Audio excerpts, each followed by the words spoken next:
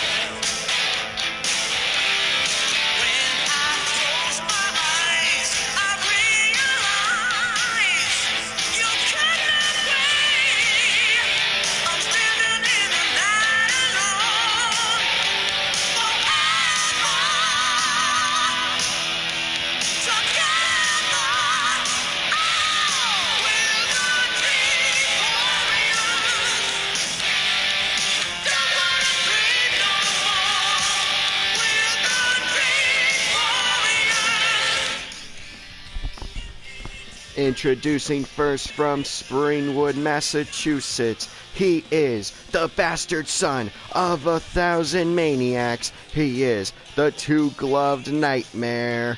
He is weighing in tonight at 203 pounds. He is Freddy Krueger.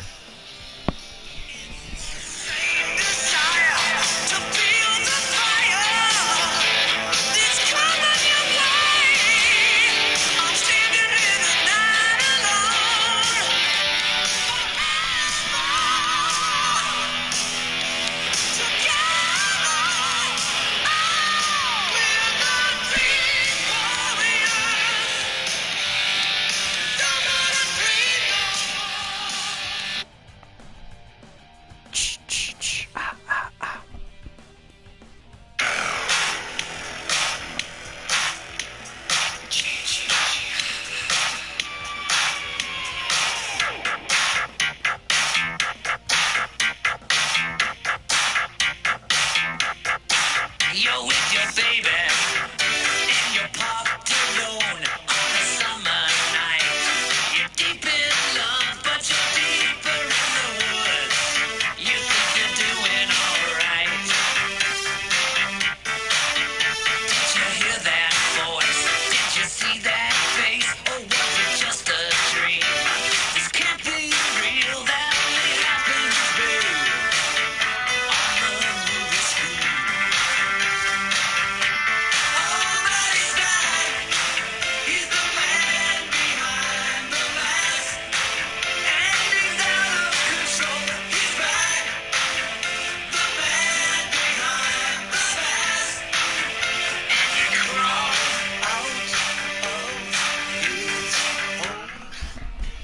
And introducing his opponent from Camp Crystal Lake, New Jersey, he weighs in tonight at 320 pounds. He is the Camp Crystal Lake Slasher, the undead zombie Terminator, Jason Voorhees.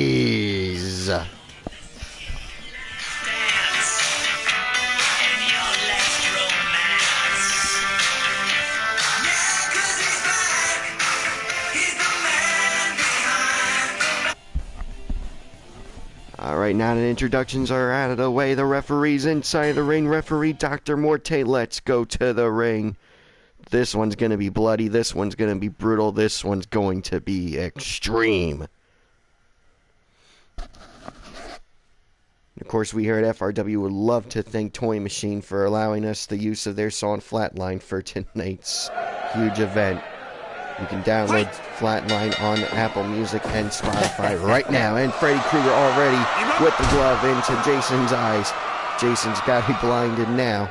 Of course, he just has so much hate for Freddy Krueger. This is the rematch. 17 years in the making, I want to say. I mean, the last time these two met was in the movie Freddy vs. Jason. Jason, oh, back body drop by Freddy Krueger to reverse the power bomb by Jason. As you can see, the corners have barbed wire. The outside is barbed wire boards set to go off if landed on. You got a broken table in there. We got a barbed wire baseball bat, a regular baseball bat, and a kendo stick by my count. That's what I see so far up. Okay, we got two kendo sticks, ladies and gentlemen. Jason Voorhees going for the submission victory there.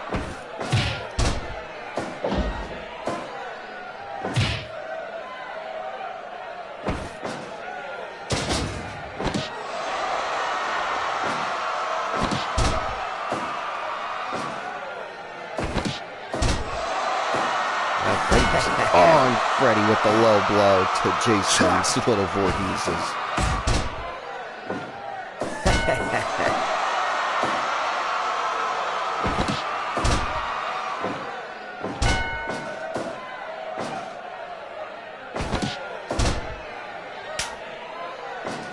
Jason now with the baseball bat. Oh, there's a leg tube in there, ladies and gentlemen. Of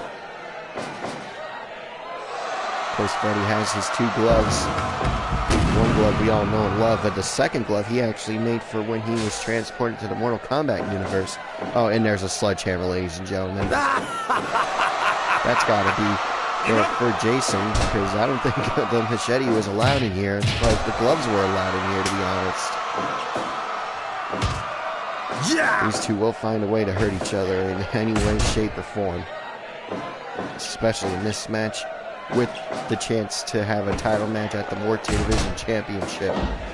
Of course, 45-minute time limit in this match, being that it's not a championship match, ladies and gentlemen. It's just a landmine death match. 5 minutes gone. DDT by Jason Voorhees.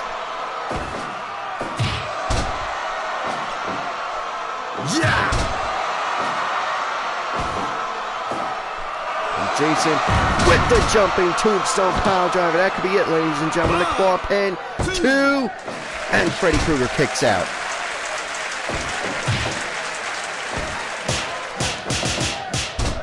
Freddy with the flurry of chops on Jason's neck. God, I believe he's cut up in the neck area. Doesn't seem to have hit anything, really. And a second jumping tombstone pile driver to Krueger with the claw hold, 2, and Freddy kicks out again.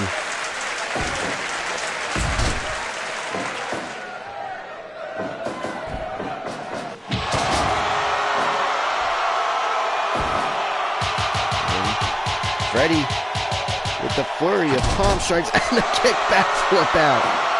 Never seen Freddy Krueger do that, and it impressed me, ladies and gentlemen.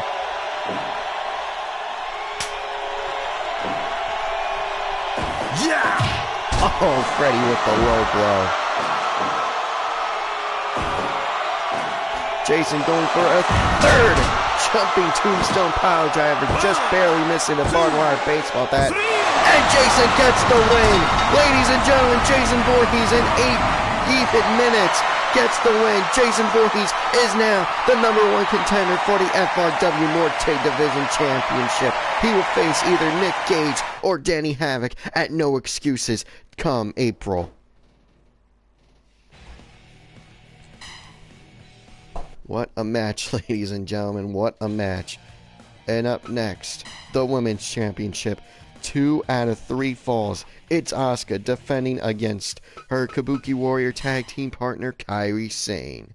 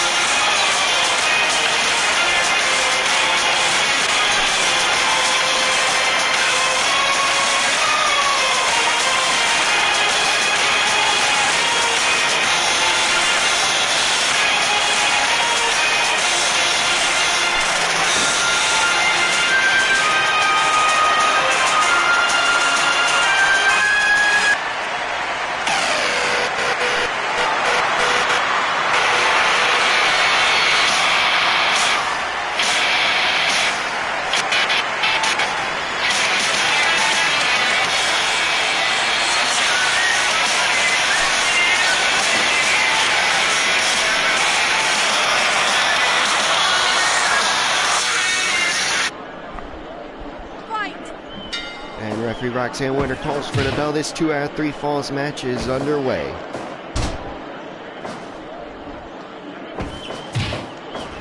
Series between these two is tied, one apiece. And this will be the final match. Had to be 2 out of 3 falls, ladies and gentlemen. Just had to be.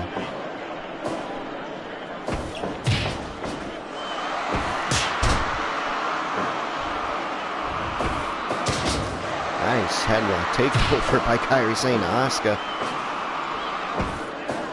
Oh, snapmare by Kairi Sane. This is going to be a Japanese wrestling showcase, ladies and gentlemen. There's going to be strong sound. There's going to be technical wrestling. It's going to be back and forth the whole way through. Thank goodness there's no time limit in this one. Of course, being a championship match, you know.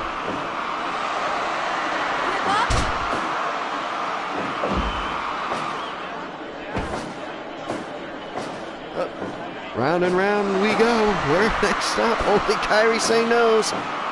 She's gotten plenty of wins with this move. Of course, Asuka has all the momentum in the world going into this one. I mean, she ended Ivan Drago's streak, ladies and gentlemen. He had a few losses, but he was never pinned or submitted. This past week on FRW Live was his first loss, period. And it was to Asuka. You know, if Asuka doesn't walk out as women's champion, she might have a one-step championship match on her hands if Ivan Drago wins the triple threat later on tonight. Up, shot for shot exchange. Kairi Sane.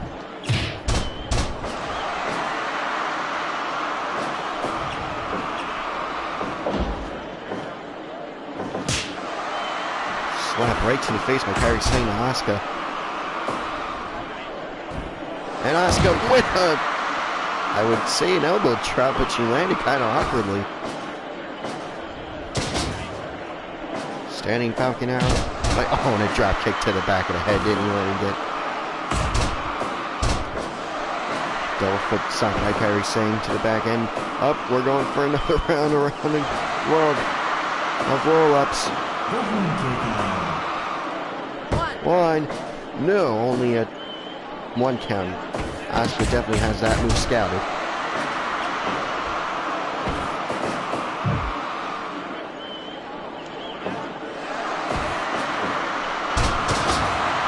Dragon screw leg whip by Asuka. And now the Asuka lock, ladies and gentlemen. Will Kairi Sane tap out? No, she will not give up the first fall to Asuka.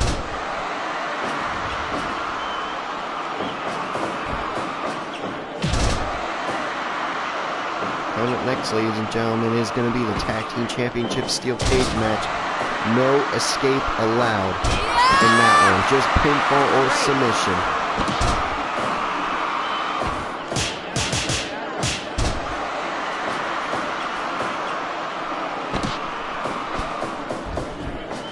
And Kairi Sane with the running elbow strike. Baseball slide elbow strike, I should say. And a flurry of elbows by Kairi Sane.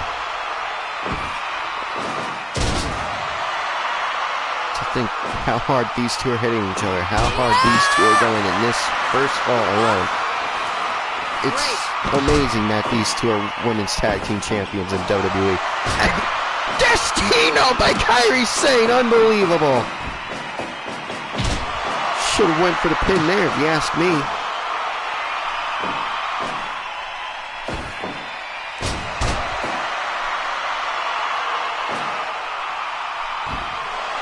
And Asuka with the flying splash off the top rope. But referee Roxanne Winter says they were too close to the ropes, so she has to call the rope break.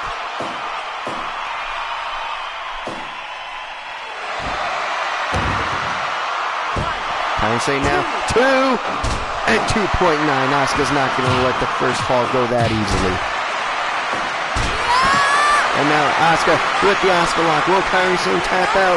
She might have to. She wants to go to the final 2 falls with Asuka, but she decides to break out of it. It's got to be a matter of pride here, ladies and gentlemen. It really does. Kairi Sane now. Oh!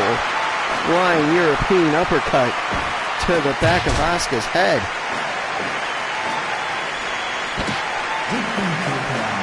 Kairi Sane now going to the ropes again, and another baseball slide elbow strike. Asuka will work his strikes to the midsection, a knee and then a palm strike. And now the Asuka lock again. Oh, and Kairi Sane has no choice but to tap out. That's probably the smartest decision she can make. She still has 2 falls now to win. Asuka, of course, getting the first fall. 10 minutes, 27 seconds. Now they'll be given a minute rest period.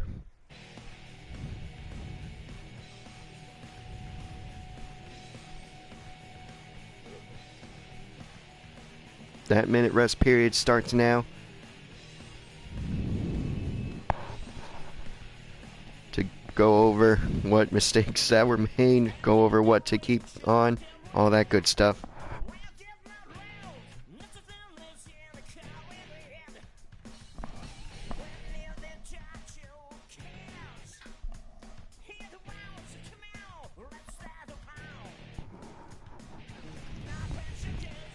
.30 seconds left.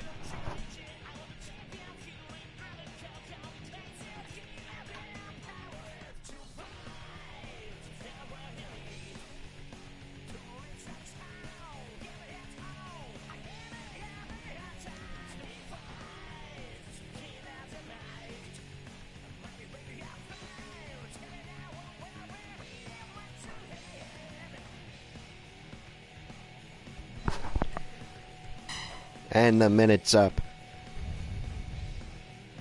Both competitors got a quick drink of water. A little bit of fan down by some of the young lions here, donated by New Japan Pro Wrestling. We thank them for that. Roxanne Winter makes sure they're ready, and she calls for the bell. The second fall has begun. Asuka already going for another submission victory. Kairi Sane managing to break out of it. Rolling drive, Samoan drop driver by Kairi Sane. Now Asuka up for a roll-up pin. Will she get it? 2 in a row? No, only a 2 count. Kairi Sane just barely. Oh. Kairi Sane with the neck breaker. Kairi Sane's got to stay on Asuka if she wants to win this fall. Keep Asuka from going 2 in a row. And now the Asuka lock again. Will Kairi Sane tap out? Will she? No, she breaks out of it. Oh, Asuka reversing whatever Kairi Sane was going for into a roll. And Asuka gets the 3! Ladies and gentlemen, Asuka has gone 2 in a row at 1 minute, 41 seconds in the second fall. What?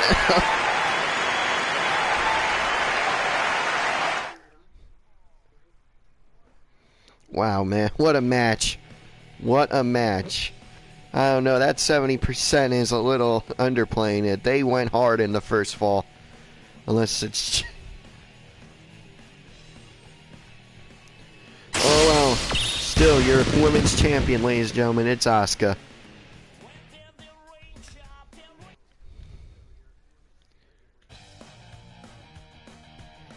Well, like I said, ladies and gentlemen, up next, the Steel Cage match. Gorillas of Destiny. The Golden Lovers. Tag titles on the line.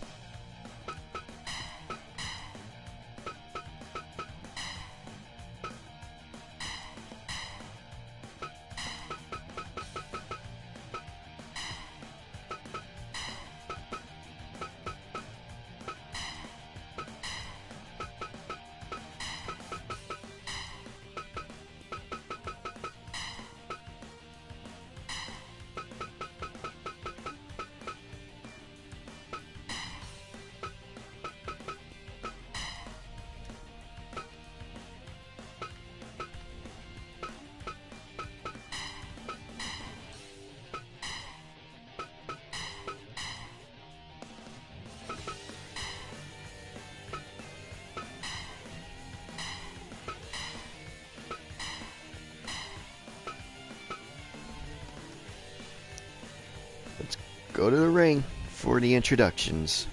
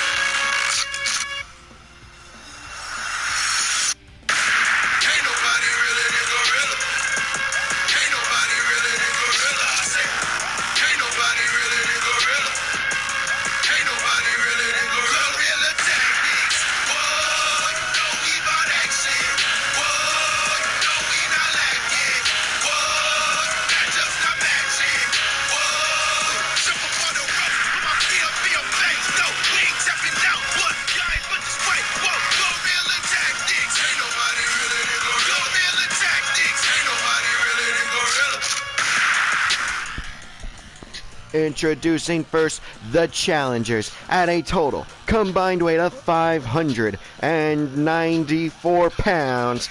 They are Tamatonga, the good bad guy, Tongaloa. They are from Tonga. They are Gorillas of Destiny, representing the Bullet Club.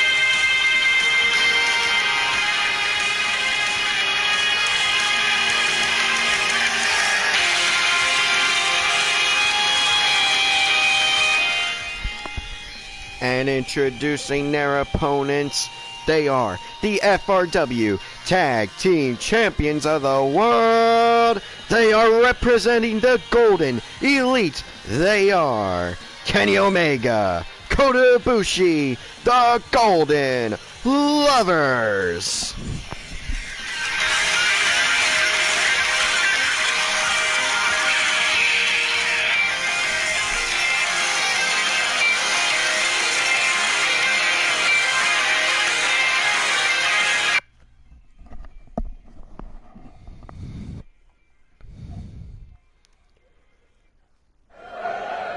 Referee Takarima Fight!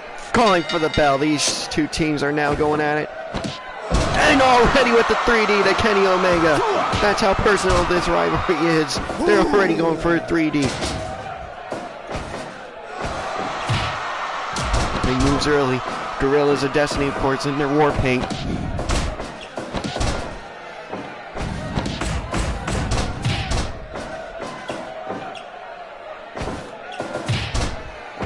Once again, unlike the Psycho Circus match, which will be held in October, there is no weapons in this match. It's just the cage and the bodies. The only reason why there's no roof is because we have a feeling Kota Ibushi's going to want to jump off the top of this cage. And we're not going to stop him, ladies and gentlemen. Same with Kenny Omega, same with GOD if they feel crazy enough to do it. And another 3D to Kenny Omega. Gorillas of Destiny, I mean, all the Bullet Club really have not had the best win-loss record. It's really what they do outside of FRW that have guaranteed them all these championship matches. I mean, of course, GOD won the #1 Contenders match to get this match against the New Age Outlaws. But like I said, there's... like a lot of people have asked me, and hold on, ladies and gentlemen, already, 2 minutes, 45 seconds, and we already have a magic killer on Kenny Omega. And Kenny Omega, while feeling the effects, not staying down for long. I mean, how can you stay down for long? It's so early in this match. I mean, granted, 3Ds and a magic killer, I mean, that would put down anyone. I'm surprised they didn't go for the pin. I'm surprised Kenny Omega got up as soon as he did. Now, the more I think about it, the more I talk about it.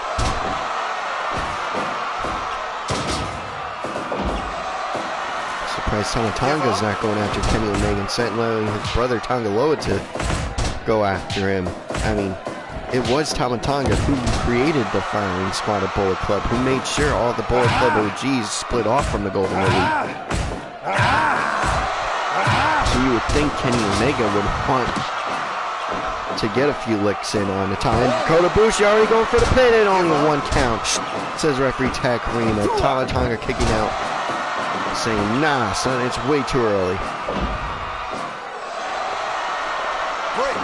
I guess that's why Kenny Omega's been getting the 3Ds and the Magic Killer. Hold on, ladies. Golden Trigger! Tonga Loa is down. It's just Tama Tonga and Tonga Loa, though, getting up almost as soon as he went down. Tonga Loa now going for the pin. Kenny Omega breaking it up. And German suplex to Kenny Omega. Now Tonga Loa working on Kenny's knees. That's a smart strategy right there, taking away the leg power so he can't hit a V-trigger, so he can't run for a V-trigger. So he can't walk really in this match. You have a bum leg, you're not walking, you're hobbling. And you need the leg power to hold your opponent up for the one-winged angel. That's very smart on. And of course the Golden Trigger is out of commission if one or both of Golden Lover's legs are taken out. Like Tama Tonga going for the leg of Kota Ibushi there with that Boston Crab. And Pele kick missing from Kota Ibushi. Omega's now down. Ibushi now, was set into the ropes, but Ibushi backflipping out. Using the momentum to backflip out. And now, Magic Killer to Kota Ibushi by GOD. But cannot capitalize. And Omega was up and... guess it took... wait a second. Final bomb! Final bomb! 2! And 2 count. Says referee Takarima did not get a chance to go to Tama Tonga like Kenny Omega pinned. It could have been over if Takarima went to Tonga's pin on Kenny Omega because Omega was not kicking out. Super kick! And Gorilla Press Slam by Tonga. Oh, PK kick. Penalty kick by Kota Ibushi. Power slam by Tonga Loa. Too close to the ropes as referee tag team. We're still count. Oh, and Kota Ibushi sending no Tonga into the cage.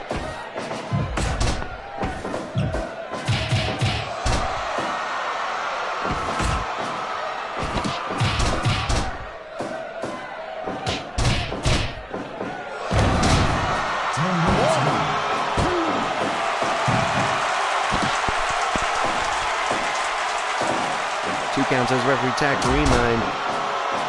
Kenny Omega's J Driller was reversed. Suplex by Tonga Loa to Kota Ibushi. Super kick! A second super kick. And a gut wrench sit out power bomb by Omega 2. And Tonga Loa kicks out. Omega give up to this leg submission. No, he breaks out of it. I don't know if it was a rope break or not, but either way, he breaks out of it. Ibushi now wrestling up in the corner after being sent forcefully by Tonga Loa.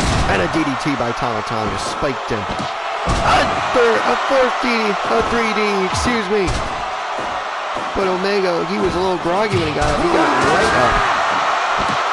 Ibushi, Kamagoye! Will this be it? No, Tonga Loa. That could have been it right there. Tonga Loa was out, or was distracted. Now the referee's down. Referee Takurima's down. That's how much of a war we have on our hands, ladies and gentlemen. This steel cage match. The referee's even taken down. Collateral damage. Civilian casualties, if you will, in this war. This steel cage war, ladies and gentlemen, between the Gorillas of Destiny and the Golden Lovers.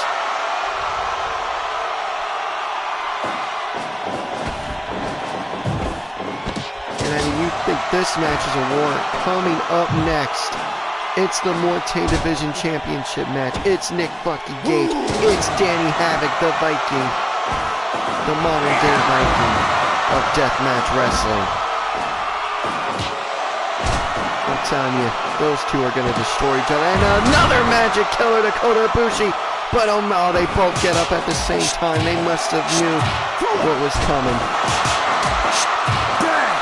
They don't want to lose the tag titles. And reverse Frankensteiner making Tonga land right on the top of his head. I was going to say Tonga will be out for a while, but he got up just as I was thinking it. Ibushi's up too. And Kamagoye! Not going for the pin though. Not going for the pin though. That surprises me, ladies and gentlemen. And J Driller by Omega to Tonga. Tonga though the first to get up, but he's groggy. That's how tired that's how much has taken out of Kenny Omega. He couldn't get up right away. Hold on, ladies. One! Oh no, electric chair! German suplex with the bridge. 2, 3! And for good measure, the final bomb! Kenny Omega has won the match with an electric chair. German suplex, ladies and gentlemen. The Golden Lovers have retained the FRW Tag Team Championships. What a match, ladies and gentlemen. What a match. Kreuzraff. Excuse me, ladies and gentlemen. It was the Kreuzraff. Wow, what a match, ladies and gentlemen. What a match. I know what that says, new champion crowns, because you have to change up the matches. Man.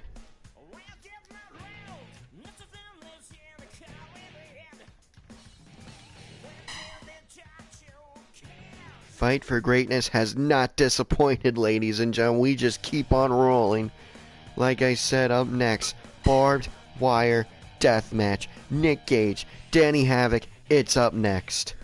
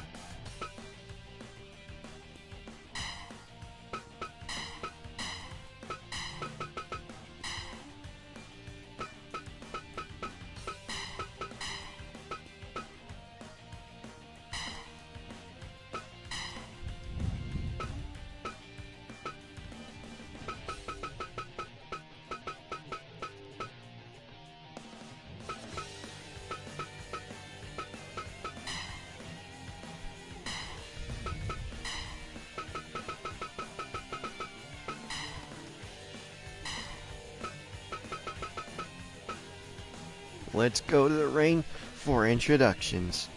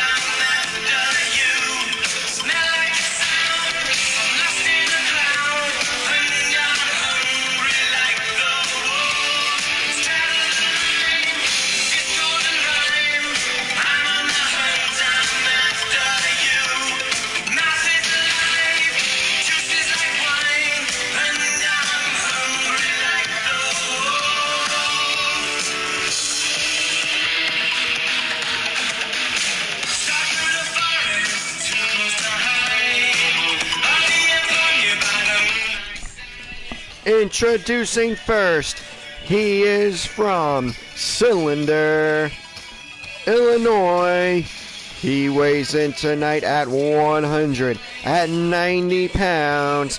He is the Death Match Viking, and he has asked me to say he is hungry like the wolf and on the hunt for that FRW Morte Championship. He is Danny Havoc.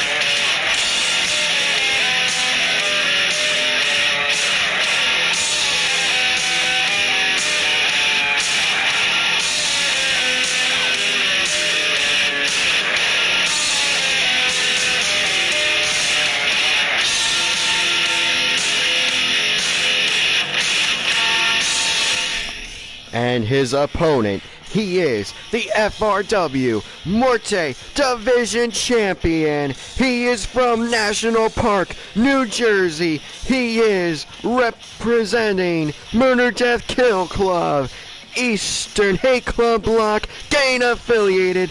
He is representing MTK all fucking day. He is the king of this shit. He is Nick fucking Gage.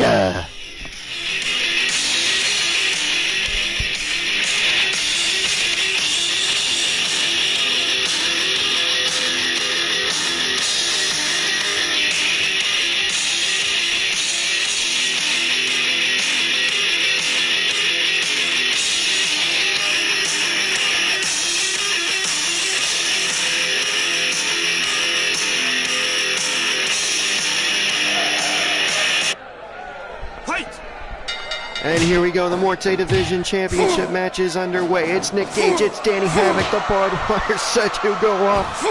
The explosions are set to go off in 45 minutes. I'm telling you, ladies and gentlemen, this is probably the best preview match of Deathpalooza I can give you right here. Of course, we all know Nick Gage will be facing Jun Kasai July the 4th at Deathapalooza, live right here on this YouTube channel. I'm telling you, that's going to be violent, ladies and gentlemen. And Nick Gage has already confirmed if he's still Forte Division Champion, he will be defending that championship against Jun Kasai July the 4th here on YouTube at Deathapalooza. I'm telling you, ladies and gentlemen, that's really the only reason why I would be pulling for Nick Gage, because Nick Gage for a championship goes harder than beyond belief than he normally does. And Jun Kasai for a championship, I haven't seen much of Jun Kasai, but let's be real, if there's a title on line in any match, people tend to do more of the craziest shit I've ever seen. So nothing against Danny Havoc. I mean, he himself has a match July the 4th, which will be announced very soon.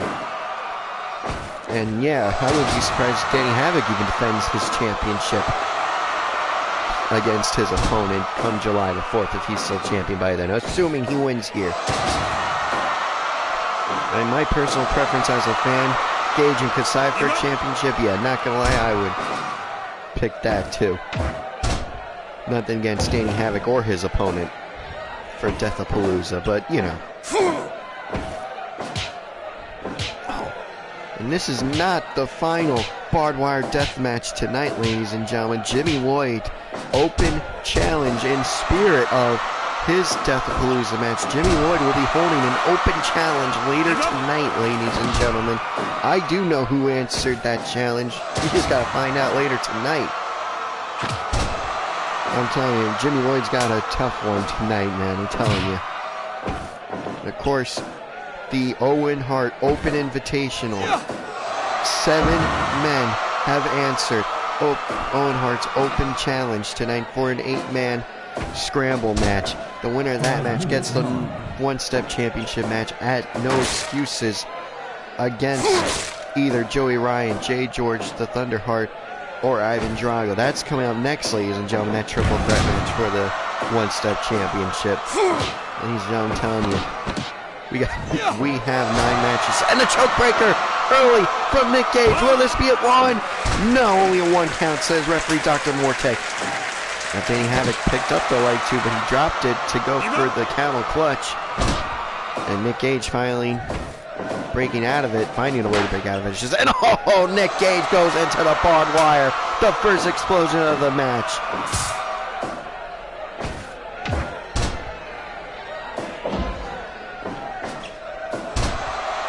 Now the figure 4 leg lock by Gage to Danny Havoc. He has, I was going to say he has to break up. There are no ropes in this match. And Danny Havoc now going into the barbed wire. Unbelievable, ladies and gentlemen. This is an exploding no-rope barbed wire death match, ladies and gentlemen, as every match. Unless, with the leg tube, Danny Havoc hits Gage. Unless specifically asked by either the champion or the challenger to have a landmine death match or another match of some other caliber. Because remember, it was Cactus Jack vs. Casanova Valentine at No Man's Land, the landmine death match for the Morte Division Championship. That was specifically asked by Cactus Jack and Casanova Valentine to be a landmine death match.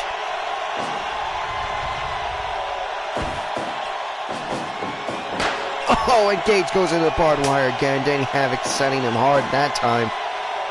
He hammered through him into the barbed wire that time. And a running power slam by Gage. To Danny Havoc. No, Danny Havoc kicked out. As you can see, the barrels of explosives on the outside, ladies and gentlemen. They are set to go off at 45 minutes into this match.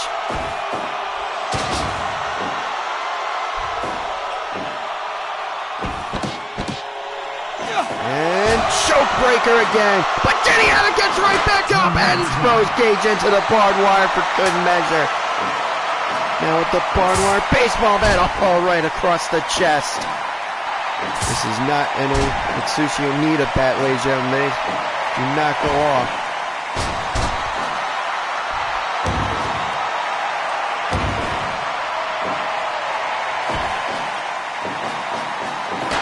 Oh, into the barbed wire goes Gage again.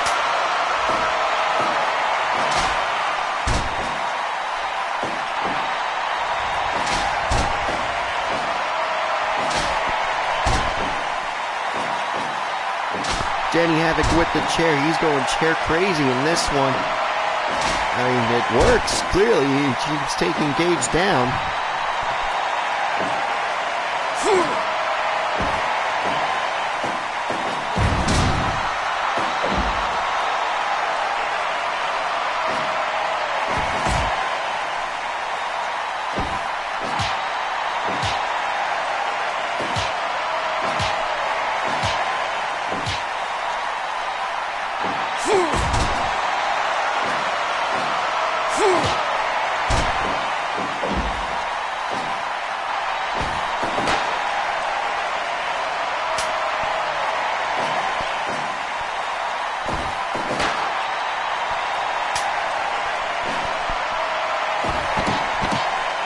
Nick Gage for a third choke breaker.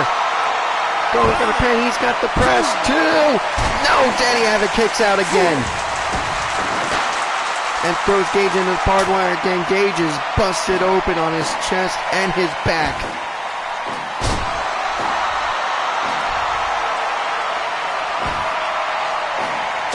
Belly-to-belly suplex by Danny Havoc. Now going for the broken piece of table. Oh, into the midsection. And he put the splintered broken end. That definitely had to stab him a little bit.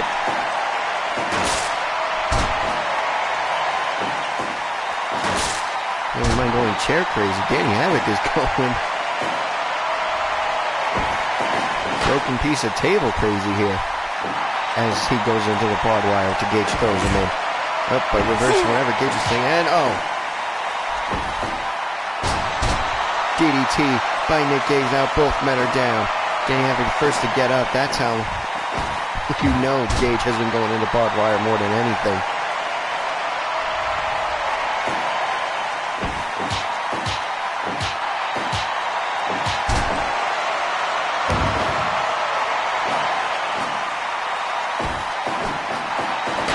Oh, into the barbed wire goes Nick Gage again.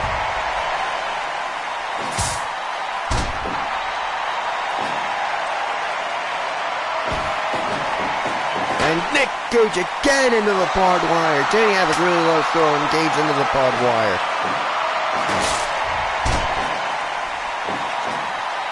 Tell you, these strands of barbed wire might be all the explosions might be out now. See how much Gage has gone on into the barbed wire. I'm telling you. Again, using the broken piece of table. He just keeps picking it back. Oh, right to the back of the head. And another belly-to-belly suplex. And they're going for the chair again. Uh-oh. A fourth choke breaker. Would that be the final one? Very apropos for Fight For Greatness 2. No! Only a 2 counts as referee Dr. Morte. Now Danny Havoc with the sledgehammer. Successful, and not into the barbed wire goes Danny Havoc. These two are destroying each other, ladies and gentlemen. They really are.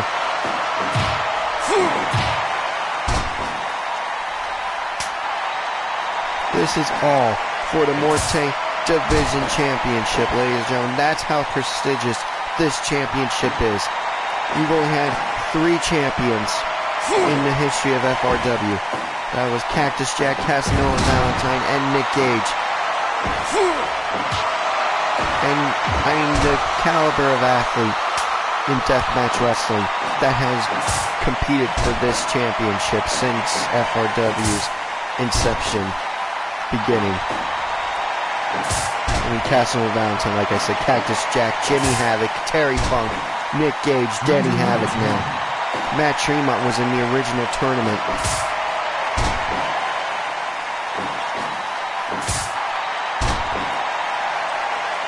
I mean, so many people of deathmatch legends and deathmatch greats have competed for this championship. And it's being proven right here how important this championship is in FRW. For all the naysayers, for all the doubters who think, oh, it's just a deathmatch championship. No, it's a championship. That's on par, at least for these guys. Maybe not in everyone's mind, but it's on par with the world's title here in FRW. And these two are proving it right here.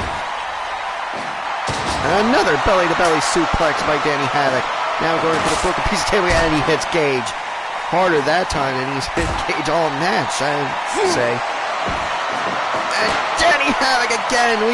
I guess we have enough explosions to go around. And Gage, yep, Gage flipped me off. He says, see, there's still explosions. Oh, just to prove it again.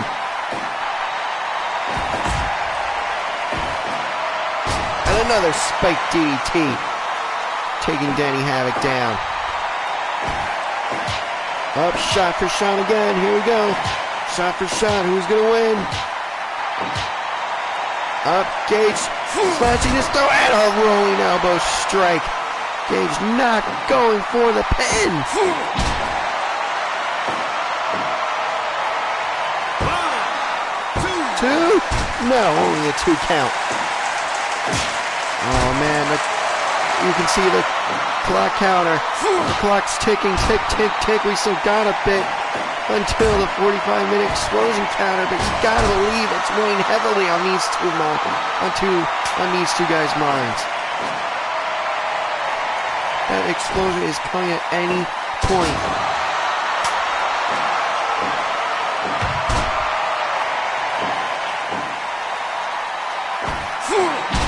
Oh, hard clothesline by Nick Gage.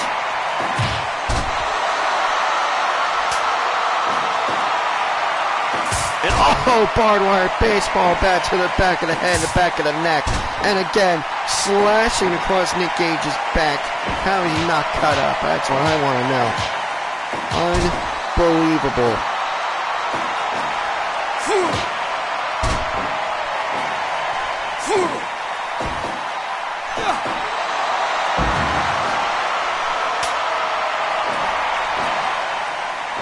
And Danny Havoc with the barbed wire baseball bat again. Unbelievable. Why is he not going for the pin? That's what I want to know. Oh, again.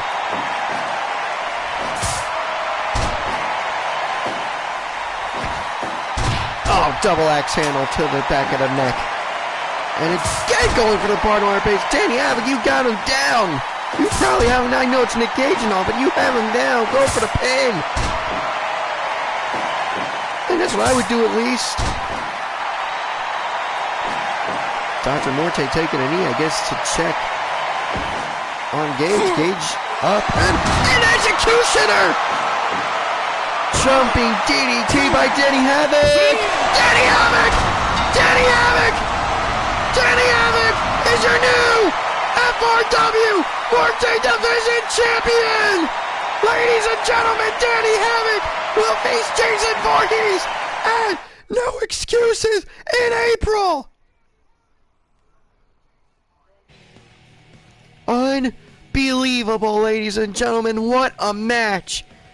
The Implant DDT is the official name. Fine.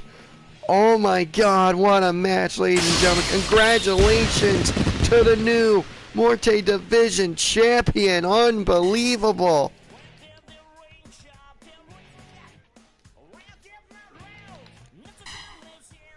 Definitely not what I expected, but man.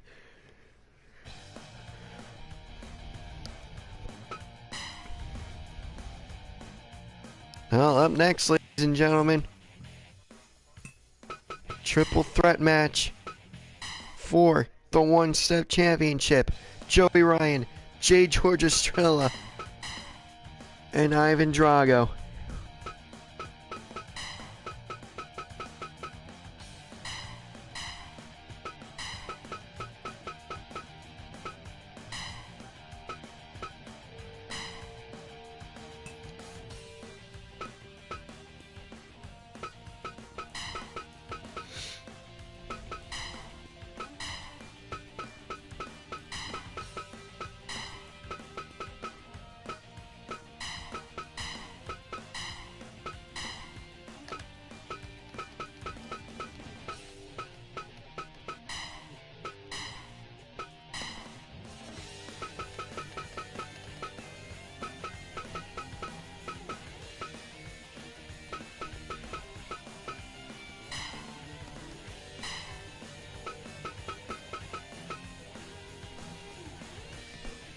Let's go to the ring for the introductions.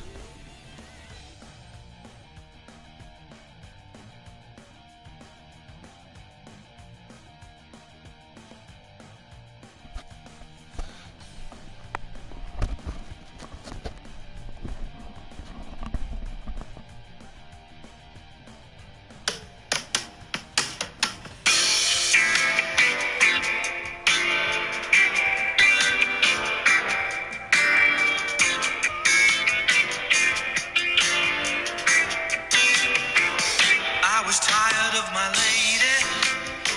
We'd been together too long. Like a worn out recording of a favorite song. So while she lay there sleeping, I read the paper in bed. And in the personal columns, there was this letter I read.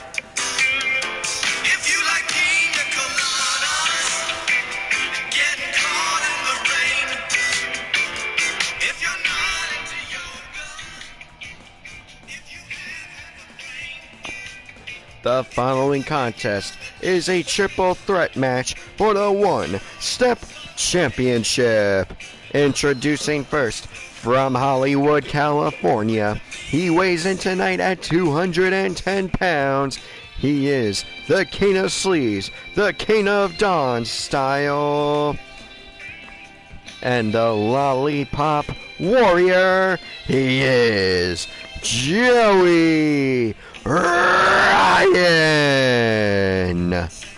It's kind of mean, but me and my old lady have fallen into the same old routine. So I wrote to the paper, took out a personal ad, and though I'm nobody's poet, I thought it wasn't half bad.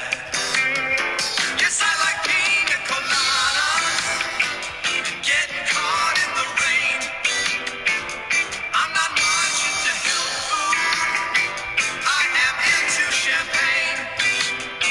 I've got to meet you by tomorrow noon and cut through all this red tape at a bar called O'Malley's, where we'll plan our escape.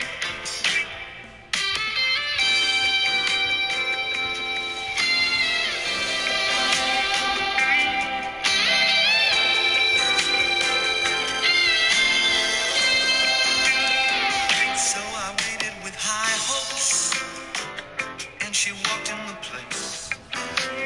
I knew her smile in an instant. I knew the curve of her face. It was my own lovely lady, and she said, "Oh, it's you." Then we laughed for a moment, and I said, "I never knew that you like pina coladas and getting caught in the rain and the feel of the ocean and the taste of champagne. If you like making love at midnight in the dunes of the Cape, you're the lady I'm looking for. Come with me and escape."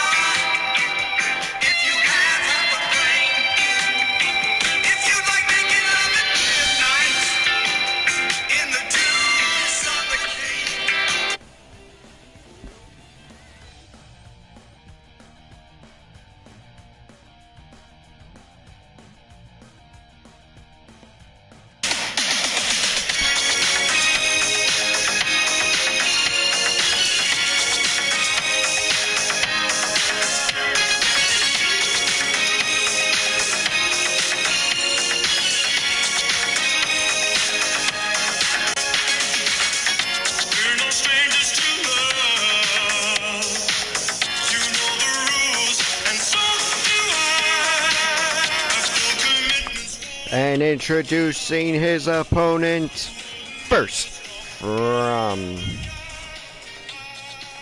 Don't Worry About It, New Jersey. He is weighing in tonight at 199 pounds. He is the Thunderheart, Jay George.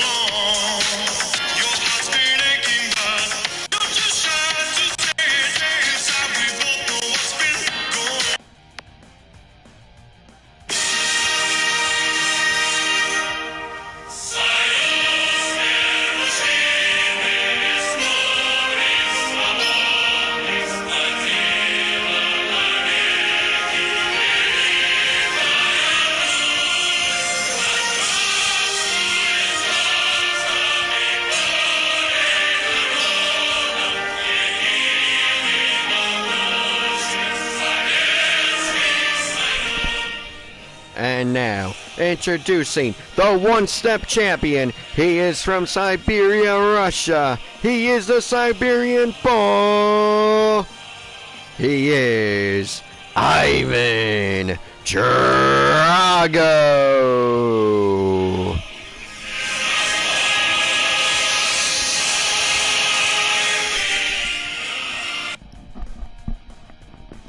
Alright, ladies and gentlemen, introductions are out of the way. Let's go to the ring for this triple threat match that has become so personal between Joey Ryan and Jay George, let alone Ivan Drago in all of this. Fight. And referee Roxanne Winter calls for the bell.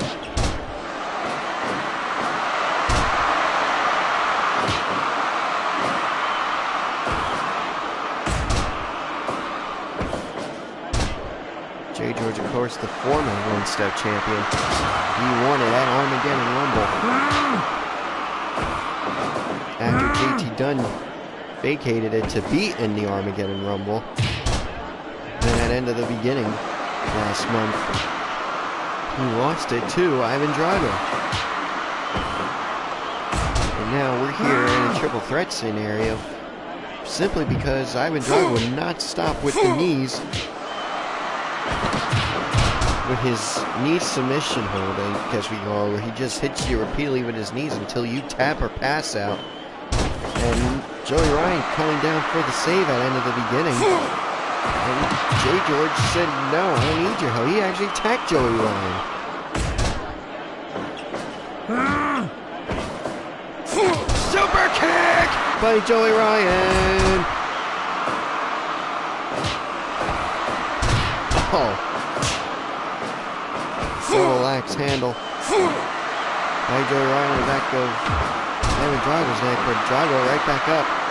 So this is probably going to be the biggest challenge in Drago's career here in FRW. His whole wrestling career, really. I mean, he's never fought two people at once like this. He's been in tag matches, of course, but he's never fought two people at once in a triple threat scenario. It's always been one-on-one. In some way, shape, or form. Now everyone's involved in this match.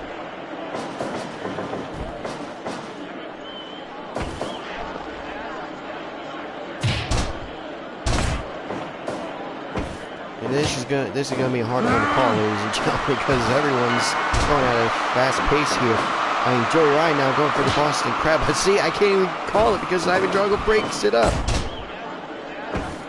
Very interesting to see who walks out as champion in this match.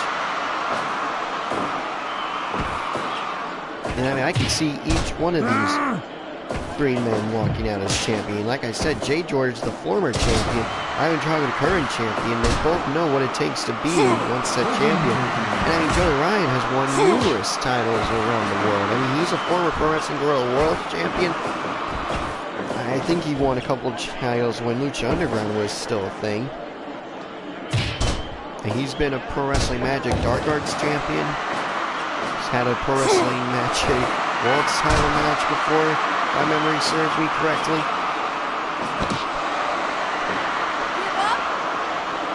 And you gotta believe Joey Ryan's looking for the dick flip here in this match. Oh, he's going for the testicular claw! He's going, oh! How Jay George did not tap out right then and there, I will never know. How Ivan Drago didn't break up the claw there, I will never know. If Jay George tapped, he would have lost his championship. Speaking of losing the match, that's got to be weighing heavily on Ivan Drago here. It's got to be. If he doesn't have Paul Heyman here, Paul Heyman is not allowed at ringside. No manager is in a multi-man match like this. Triple threat, fatal four-way, what have you. So no Gato later tonight, and no Paul Bearer or Francine later tonight in the fatal four-way for the world's title.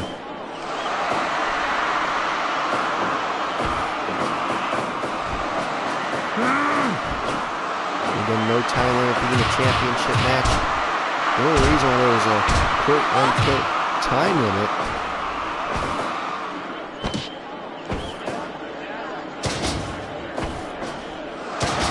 in the last match for the Morte Division Championship.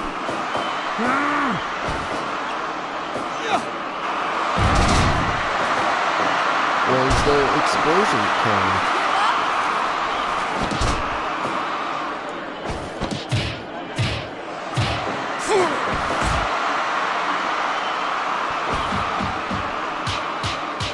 Oh, Drago, what a flurry of strikes. Joey Ryan's gotta be out. Oh, no. See, he was groggy, but he got up. 1, 2. Oh, Drago does not kick out.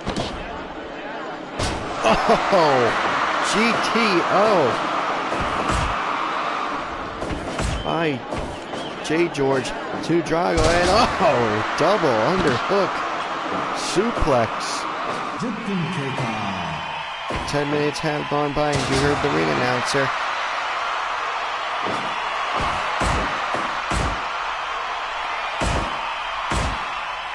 We're here live at the Superdome in New Orleans.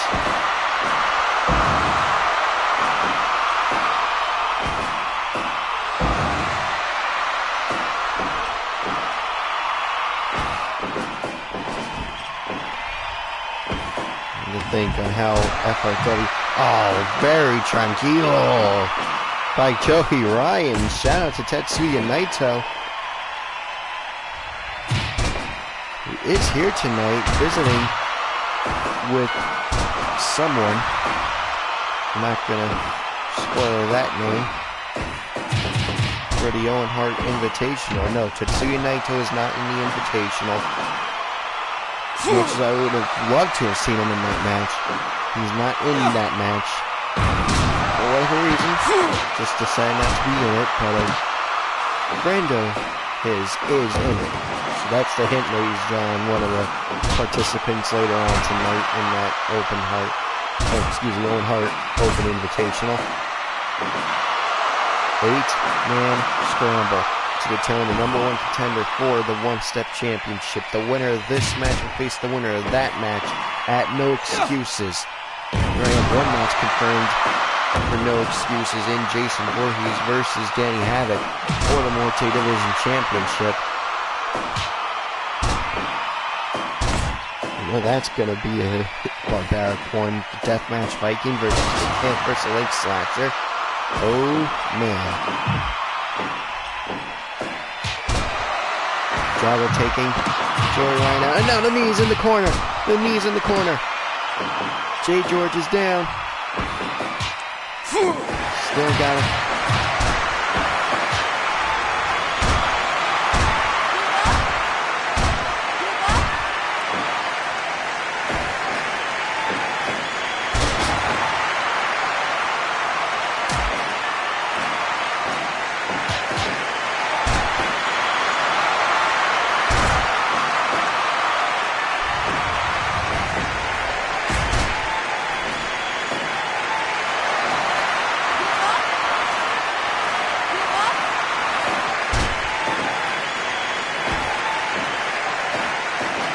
Joey Ryan.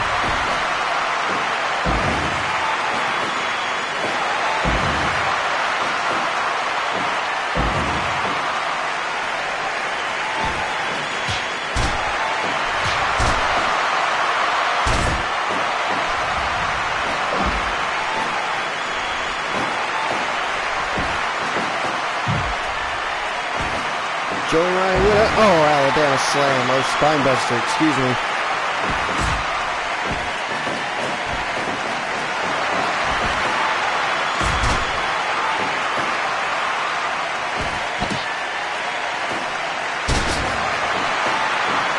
Cutter by J. Joseph Drago. This match is kicking into the next gear. It seems like the crowd's really into it. And J. George now with the, oh my God, gut wrench suplex off the top rope. How is Drago standing? Granted, he's groggy, but how is he standing? And Joey Ryan with the flying elbow drop to J. George.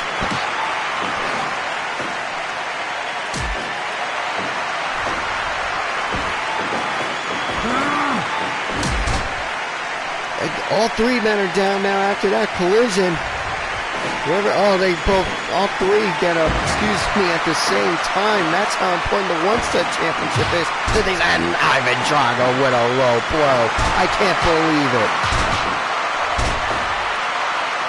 From Ivan Drago with both men down, I'm hitting the knees. And there it is! There it is, but Joey Ryan breaks it up! Joey Ryan breaks up. He does another tribute to Tetsuya Naito. Joey Ryan, if you want to win this match, you can't keep doing tribute to Naito. Now shot for shot. Not the person I want to go shot for shot with, to be completely honest, but it's Joey Ryan's business. Oh, spitting back hand slap.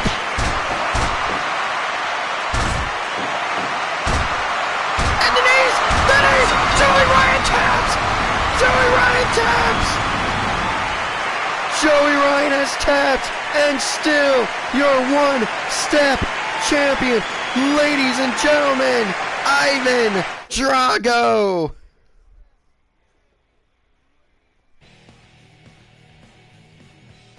It'll be Ivan Drago versus the winner of the Owen Hart Open Invitational.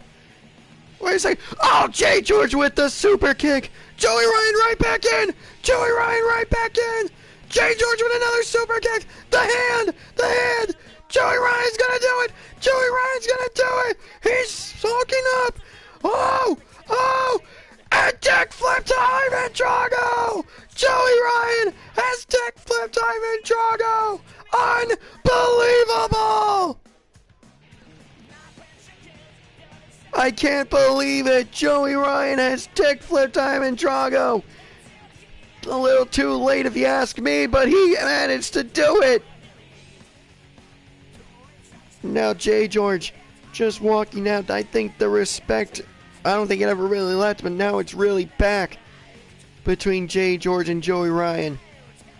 Ivan Drago will go on to face whoever wins the Owen Hart Open Invitational, like I said. You gotta believe J. George and Joey Ryan are not through here. I mean, the respect is there. They clearly work together to get Ivan Drago in position for the dick flip, but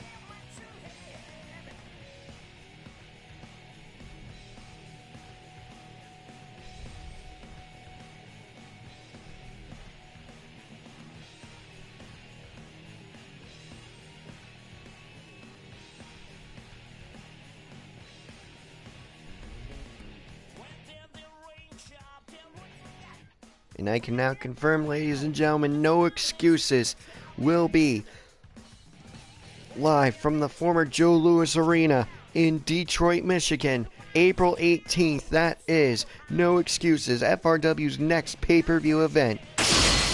We can now confirm that it'll be for the Morte Division Championship. Danny Havoc, the Deathmatch Viking, versus Jason Voorhees.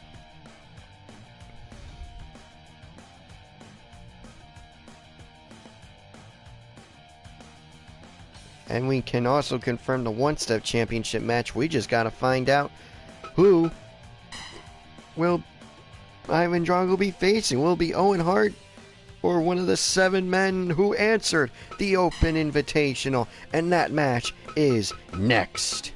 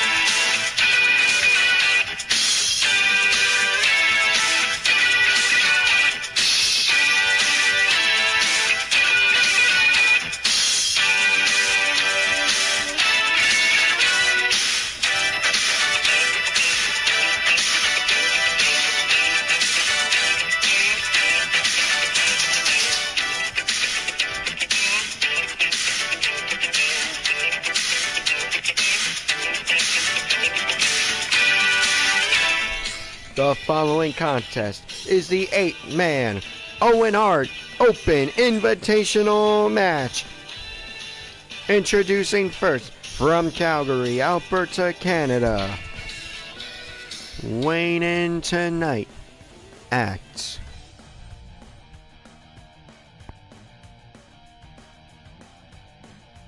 227 pounds. He is a member of the legendary Hart Wrestling family. He is Owen the Blackheart Hart.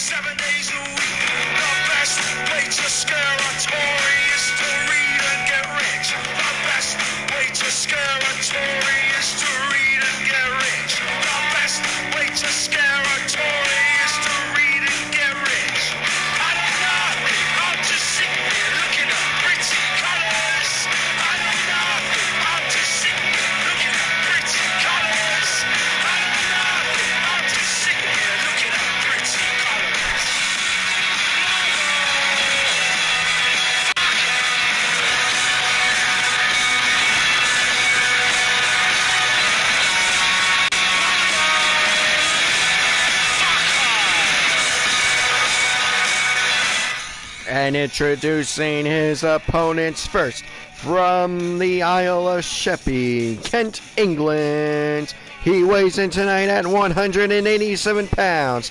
He is the man of infinite submissions. He is Zack Sabre Jr.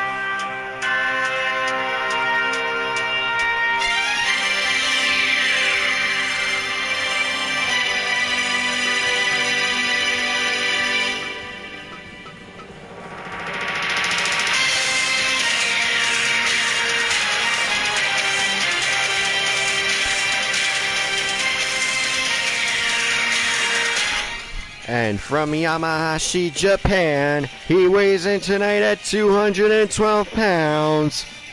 He is the Dragon, Shingo Takagi.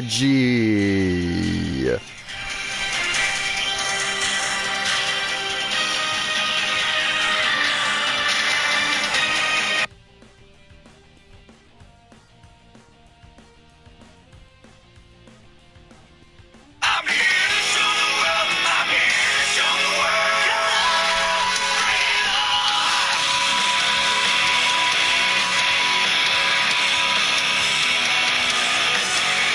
But I think that watch what I do.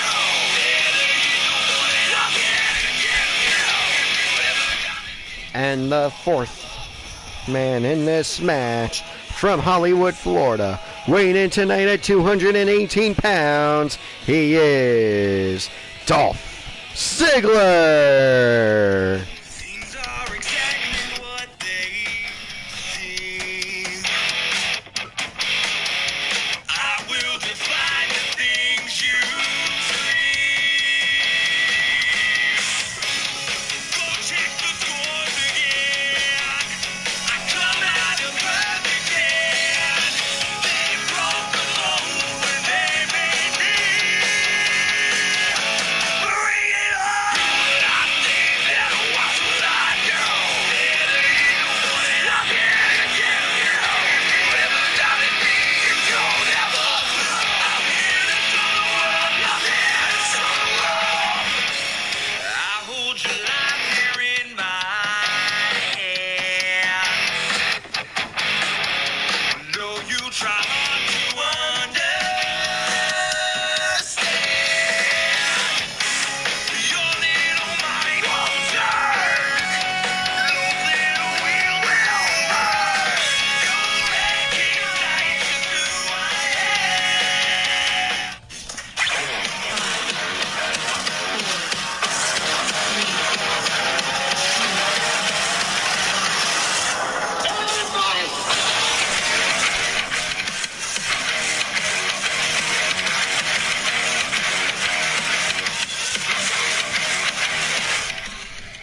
And the fifth participant, from Dallas, Texas, he is weighing tonight at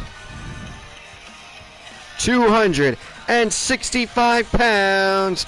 He is the American Psycho and the Murder Hawk.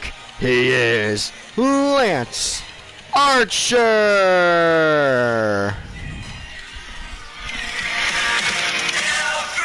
Everybody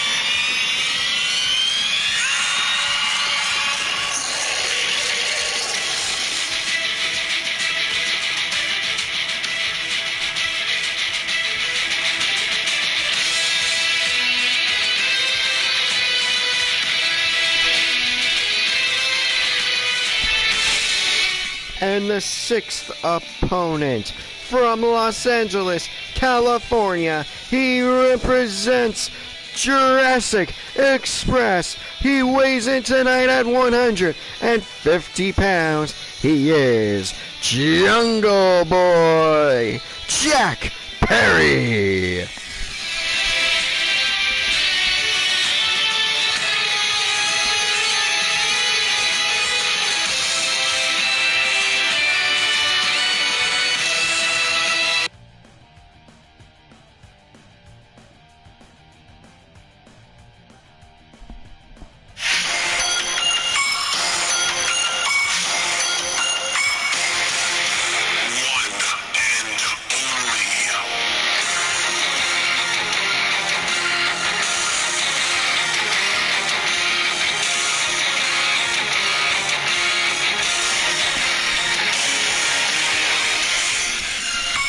And the seventh opponent from Paducah, Kentucky, weighing in tonight at 188 pounds. He is the one and only Ricochet.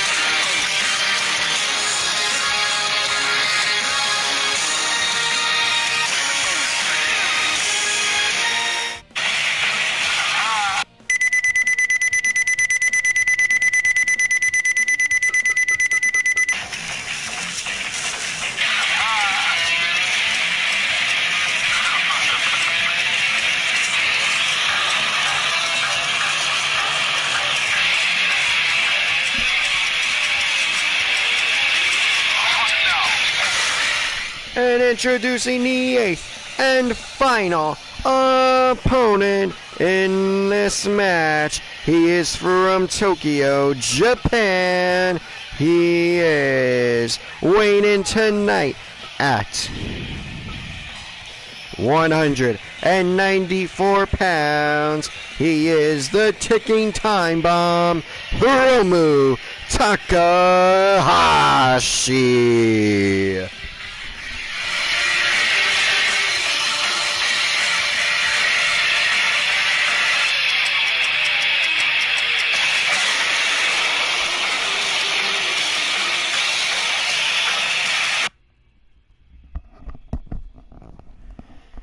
And there you have it, ladies and gentlemen. All 8 men have been introduced. What a match we have on our hands. Owen Hart, Ricochet, Lance Archer, Jungle Boy, Hiromu Takahashi, Dolph Ziggler, Shingo Takagi, Zack Sabre Jr., and Ricochet. Unbelievable, ladies and gentlemen. What a match we have here on our hands.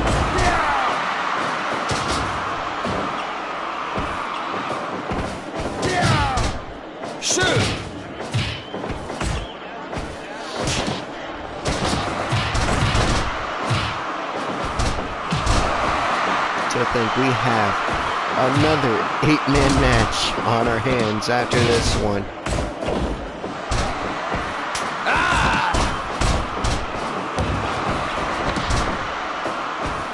We got the 8-man tag team championship match coming up next.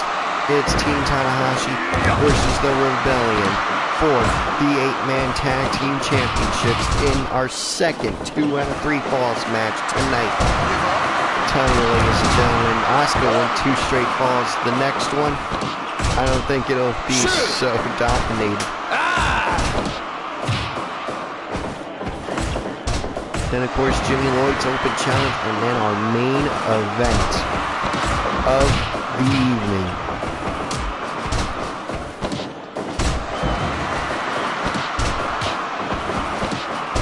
The Fatal 4-Way match for the World's Championship. Vader will be defending against JT Dunn, Jay White, and the man they they call Sting. Tell me, ladies and gentlemen, it's been an insane night of action so far, and it's only going to get better from here.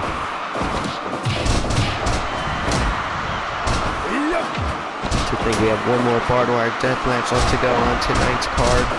We got, like I said, the 2 out of 3 falls match, and this match has only just begun.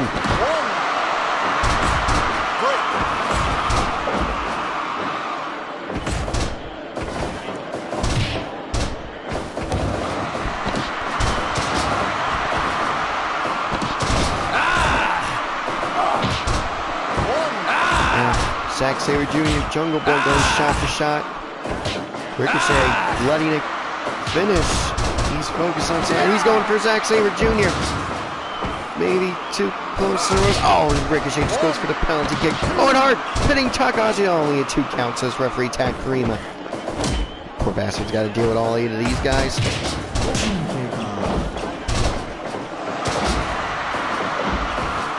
Shoot!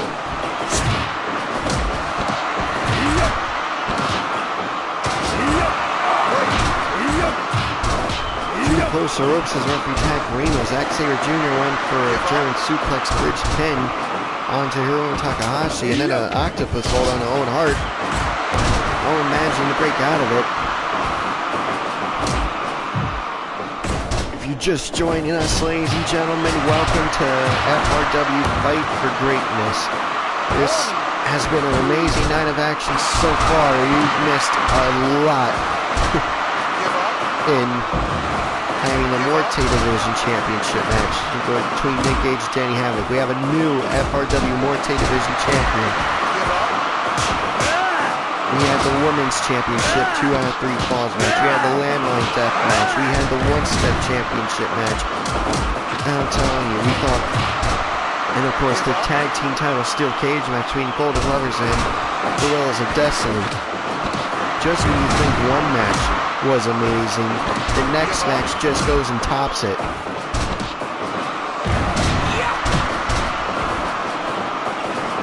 We may have a match of the year on our hands on this card alone, ladies and gentlemen.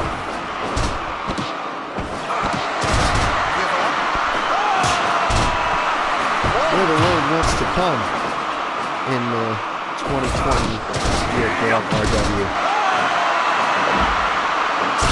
Oh, right to the eye by Dolph Ziggler to the American Psycho, Lance Archer. Notice how this is an 8-man match. No Jake the Snake Roberts at ringside for Lance Archer. Up, oh! 3 separate pinfall attempts. Takarima, I believe, went to Zack Sabre Jr. and Ricochet he had pinned. He didn't see Hiromu Takahashi being pinned by Dolph Ziggler or Jungle Boy being pinned by Shingo, I believe it was. Oh, I'm sorry, it was Owen Hart who had him pinned. My apologies. See, I'm telling you, I thought the last match was going to be hard to call. This one, especially, Jungle Boy had Lance Archer pinned for a little bit, but referee Takarima could not make it there. Zack Sabre Jr. had, see, this is what I'm talking about. I'm having a hard time calling this one by myself. Never mind, referee Takarima has a hard time officiating this match. Oh, the time bomb driver taking Shingo out. Referee Takarima saw Owen Hart on the big flying splash pin on Shingo Takagi. But oh, now Ziggler's rolling up Shingo. 2! Only a 2 count. Shingo either kicked out or Owen Hart landed on the pin. And now Zack's got an armhold submission hold on Lance Archer. Archer managed to break out of it. Takahashi Jungle Boy in a leg submission. I'm telling you, that's how crazy these 8 guys are. Going at it like full speed, 100 miles per hour. And a famous serve by Ziggler, holding the arm to ensure Owen Hart went down face first. Feeling all of the impact on him. We got a tombstone pile driver sit out! Until Lance Archer, the same move that broke Stone Cold Steve Austin's neck. I guess because Archer's a bigger sized man. I mean, he is over 6 feet tall, ladies and gentlemen. Damn near 7 feet. And the choke slam by Archie and General. But Owen Hart raised Archer. 1, 2, 2.9. Oh, Owen Hart almost won. He lost to Ace Romero this past Wednesday on FRW Live in that open challenge match. But he almost won it here. 2.9 on the Lance Archer. The deciding fall, where it be a pinfall or a submission, can come at any time. And that's what's so great about this type of match. I mean, there is a 45-minute time limit in this match due to it not being a championship match. Owen Hart went for a sharpshooter, but Archer broke it up almost as soon as it was slapped on. If I'm a Archer, I would let Owen have it for a minute or two. Make sure Takahashi didn't tap out, but, you know, it just takes out one of your opponents. Now Sabre Jr. with a roll by Dolph Ziggler. 2.9, Dolph Ziggler just barely kicks out. I'm surprised Zack Sabre Jr. didn't turn it into a submission. He absolutely could have, especially from that position. Super kick by Dolph Ziggler. I don't know where he'll keep my focus on. I mean, Ziggler's got a roll up now, but Zack Sabre Jr. picks it up. Takahashi bringing Owen Hart to the top rope. Oh! I don't know what Takahashi was planning on doing, but Owen Hart reversed it. And now a roll up by Owen Hart. Will this be it? 1, 2, 3! Owen Hart! Owen Hart gets the win! Owen Hart gets the win, ladies and gentlemen! Owen Hart has won his Open Invitational, and he will face Ivan Drago at No Excuses for the One-Step Championship. Yeah, 100% match evaluation is right, ladies and gentlemen. What a match that was. Wow. That might be FRW's match of the year, ladies and gentlemen. I know we've have a whole rest of the show to go, but man.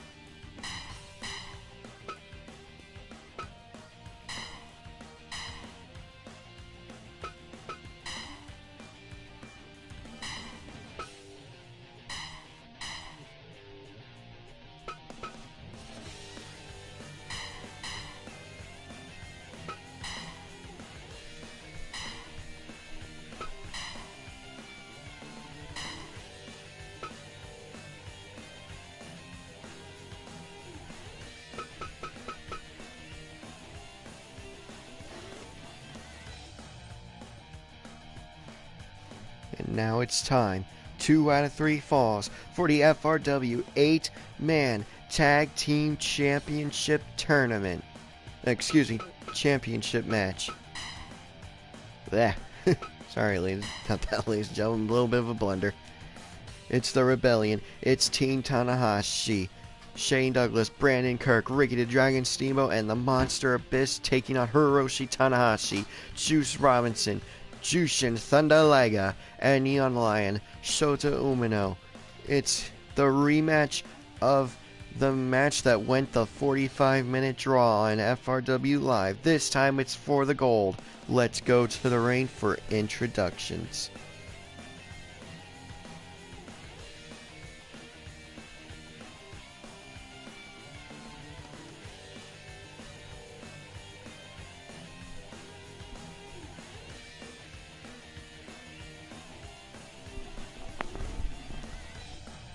No matter how hard you try, you can't stop us now. No matter how hard you try, you can't stop us now. We're the renegades in this atomic age. This atomic age of renegades.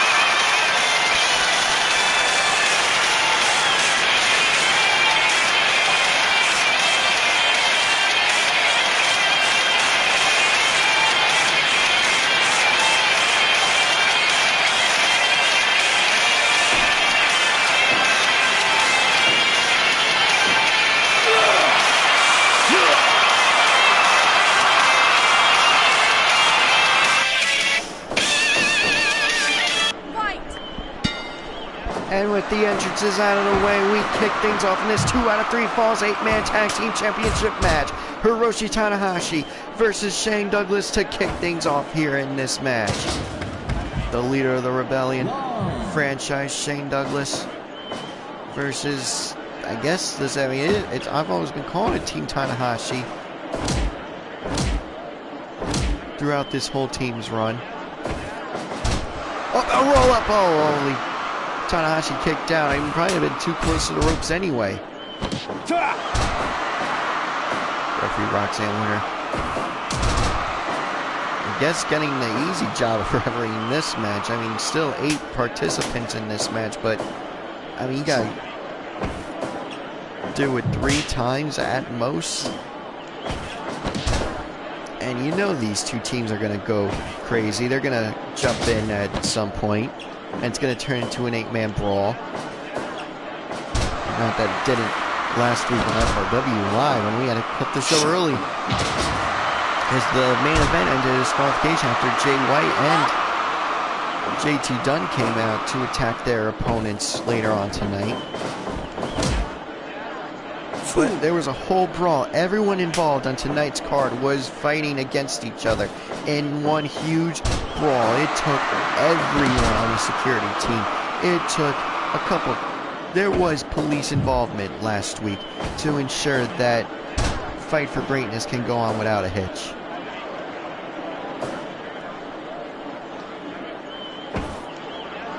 Oh, a rake to the eyes by Ricky the Dragon Steamboat. You gotta believe this is a huge honor for Shota Umino. He's still a young lion, and he's an 8-man tag team championship, and he's currently going one-on-one. Well, he was going one-on-one with Ricky the Dragon Steamboat, now going against the Monster Abyss, who will be facing Casanova Valentine at Deathapalooza in Barbed Wire Massacre.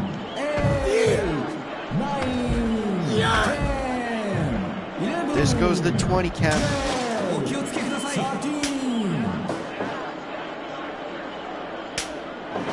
Oh, sorry, ladies and gentlemen, my facts were wrong. It went the 20 count.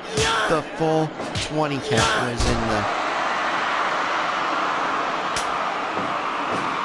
was how the first match ended. It was a 20 count out draw. Because all 8 men were brawling on the outside. They forgot the 20 count was even going. And when the bell rang, they just stopped and went, oh. There was a collective, oh shit, between these 8 men. That's why I made this match a 2 out of 3 falls, because if that were to happen again, that would just be a fall apiece, I believe.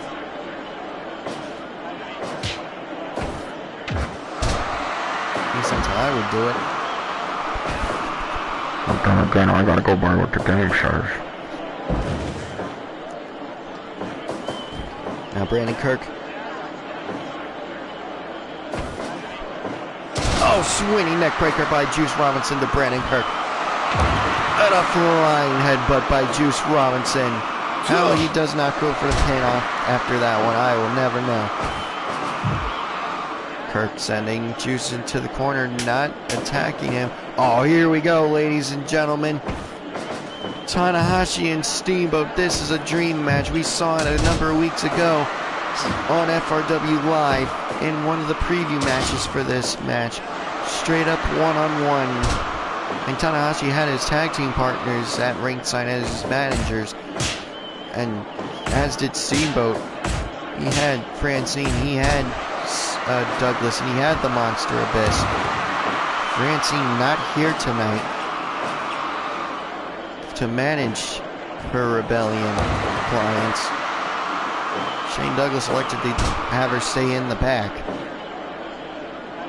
And she will not be involved in the World's Championship match later on tonight to manage. Wait a second. Dragon screw leg whip to Ricky the Dragon Steamboat by Tanahashi. Come on, Tanahashi. You saw he tagged in the Monster Abyss. I mean, that's just wrong. Cannot believe Tanahashi did that. Now he's tagging in the young lion. Probably not the smartest decision. I would have tagged in Juice Robinson personally, because he's got the flurry of strikes and then the right hand of God, as he calls it. that would be enough against the Monster Abyss. You're putting the young lion against the Monster Abyss. Like, I understand picking him to have a fourth partner in these 8-man tag team matches to go after the championships, but still.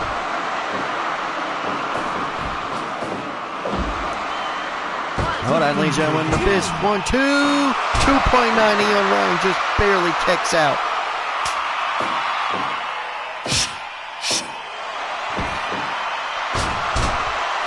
See, this makes a little bit more sense. The legendary Jushin Thunder Liger, who has retired besides here in FRW, is here in FRW. Dead, alive, retired, currently wrestling. We don't care.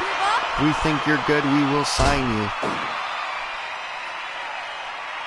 And that's from any generation, as we can see. I mean, we got Ricky the Dragon Steamboat in this match. We got Liger in this match. We got Brandon Kirk, Juice Robinson, Hiroshi Tanahashi, Monster Abyss. 3 separate generations. 4, if you want to count Shota Umino's generation when he's no longer a young lion.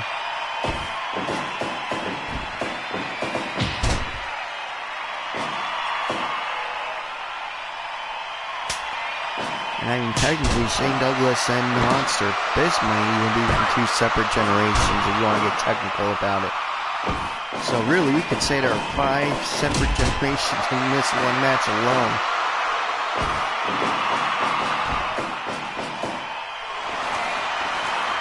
Give up.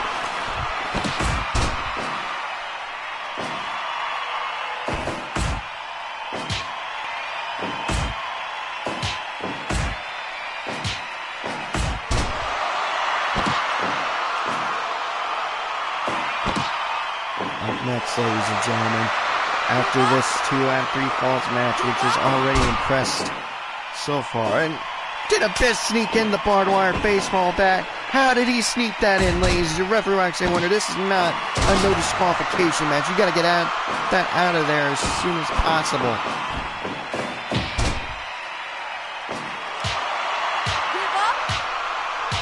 Give up. Roxanne Winter asking Juice if he wanted to give up from those furious strikes. I guess that counts as a submission hold. Oh, with the slap to the face, Hiroshi Tanahashi hits Abyss. And now, the submission hold. Well, Abyss, yes, he does. He grabs the ropes, causing the break to happen, but he also breaks out of it just to show how dominant he is. Oh, European uppercut by the Monster Abyss to Hiroshi Tanahashi. And Tanahashi goes down low. You got it with the Monster Abyss. You really do. You got to take out those tree trunks, those wads of legs that he has. And now the tag into Brandon Kirk.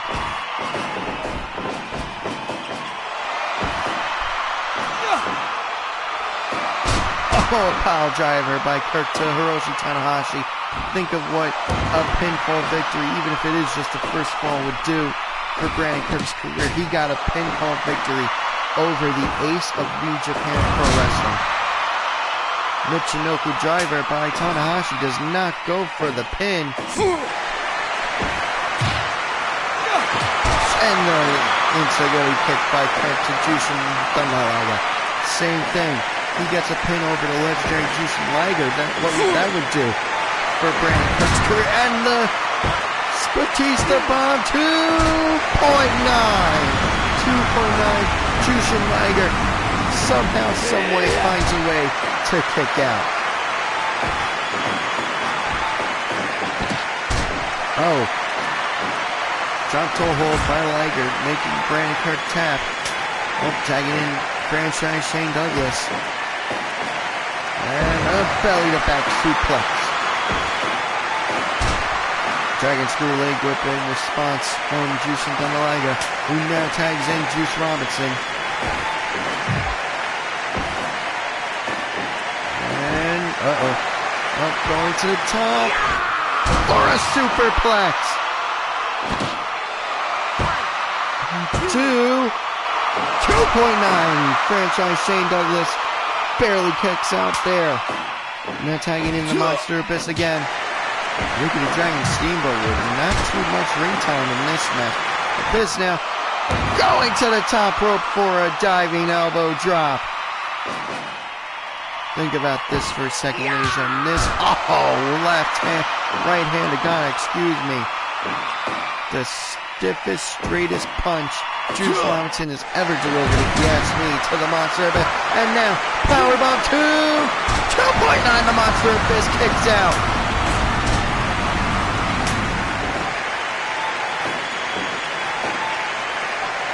Music time.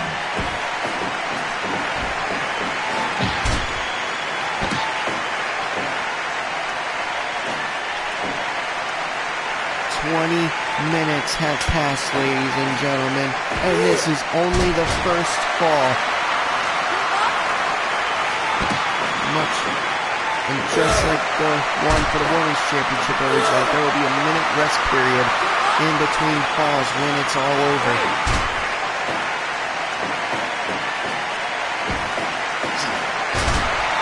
Northern Light suplex, referee Roxanne Winter says too close to the ropes. Too close to the ropes, says referee Roxanne Winter.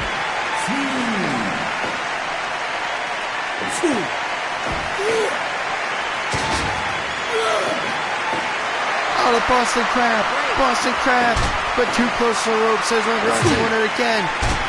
What a match, ladies and gentlemen. Again, this is only the first fall. Oh, running big boot to the back of the head of Ricky the Dragon. Oh, but Steamboat rolls up Shota! And it gets the 3! The Rebellion have won the first fall of this 8-man tag team championship 2 out of 3 falls match. And now, both teams get a 1-minute rest period. And that rest period begins now. Oh man, what a match. What a first fall that was. And for it to end with a roll of pin, that's actually what I expect from this match here. Unbelievable. 22 minutes, 19 seconds that first fall took. It's got to make you wonder how long the second fall is going to take. And if necessary, how long the third fall is going to take. 30 seconds have elapsed in the rest period, ladies and gentlemen.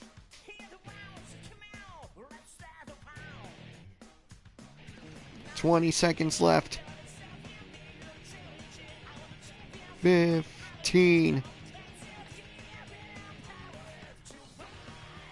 10, 9, 8, 7, 6, 5, 4, 3, 2, 1, and the rest period is over. Referee Roxanne Winter.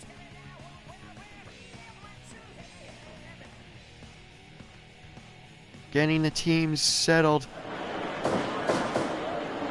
Fight! And she calls for the bell to start the second fall.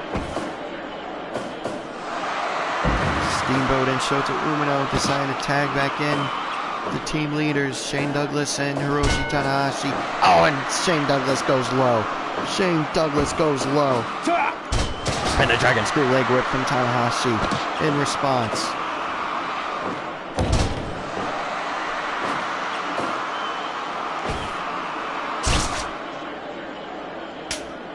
And Shane Douglas tagging in Brandon Kirk. And a pile driver by Brandon Kirk to Hiroshi Tanahashi. This might be the match Brandon Kirk gonna look forward the most to pin Tanahashi in, or Jushin Liger in, because that would actually get the win for his team. That would do so much more than just getting the pin over them. And Batista bomb again, but too close to the ropes. Referee Roxanne Winter has to call for the rope break. 2.9 Jushin Liger. Oh, Brandon Kirk somehow, someway found a way to kick out there. Running sit-out powerbomb gets only a 2.9. Unbelievable, ladies and gentlemen. 1, 2, 3.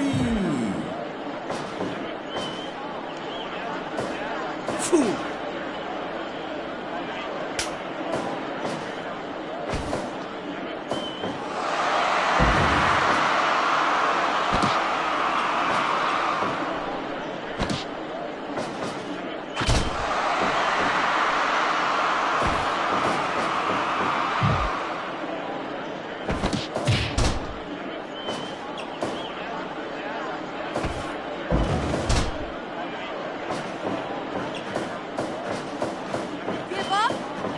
Oh, the airplane spin! The airplane spin!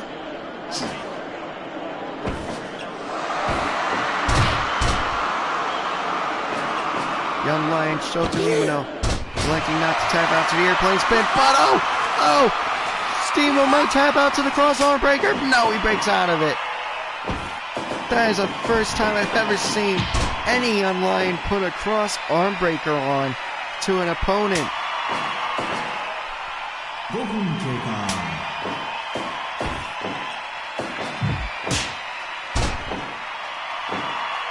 Now the Monster Abyss and Juice Robinson have been tagged in.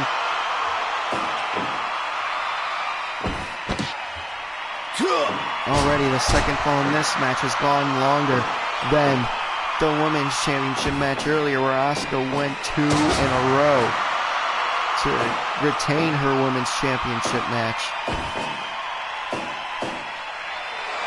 And it already went longer in the first fall alone.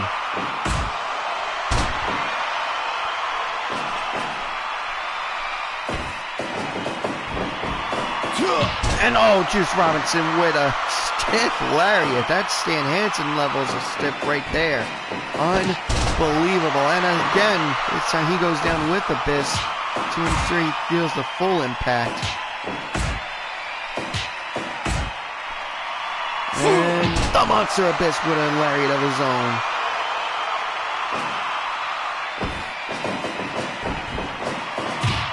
Oh, spear from the Monster Abyss, and what a spear it was! Now tagging in the franchise Shane Douglas, Juice Robinson tagging in Jushin Liger of his team.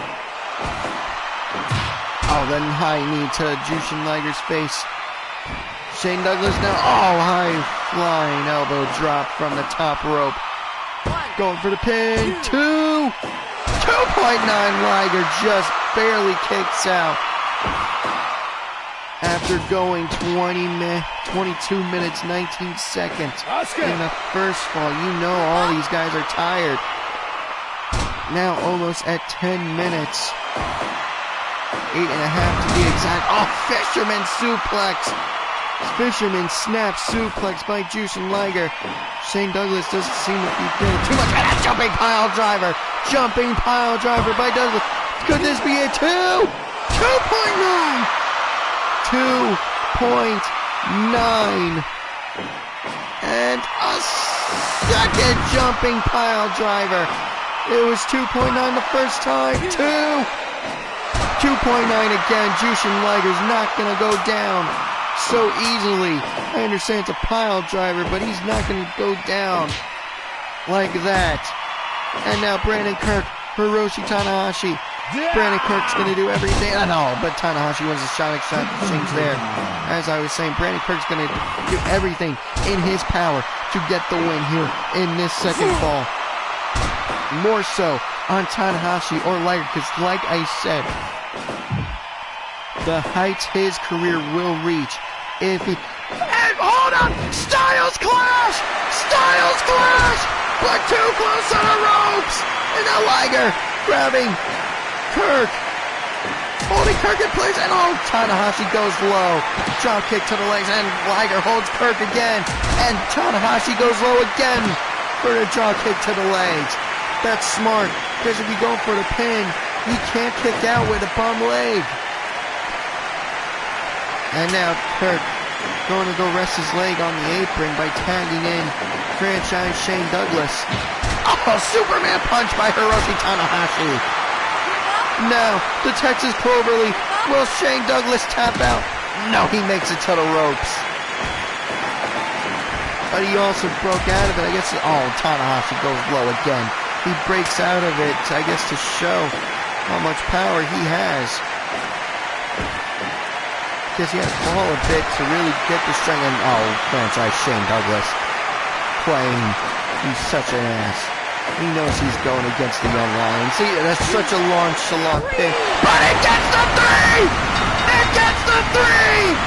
Ladies and gentlemen, the Rebellion have won the FRW Eight-Man Tag Team Championships of the world. Ladies and gentlemen, we have new 8-Man Tag Team Champions. It's Shane Douglas, the franchise. It's the Monster Abyss. It's Brandon Kirk, and it's Ricky the Dragon Steamboat.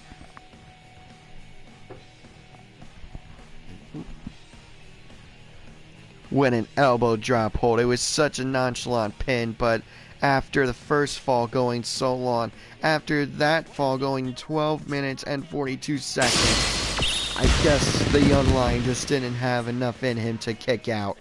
Well, congratulations to the new champs, going 2 in a row.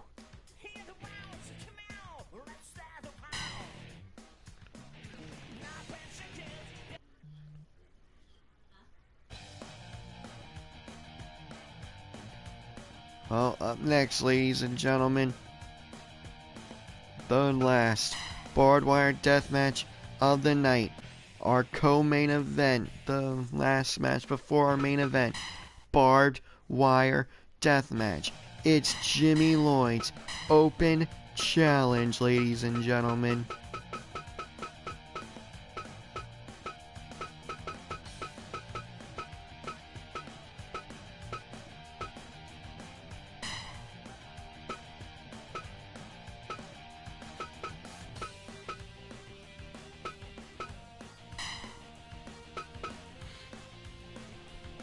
Let's go to the ring for introductions.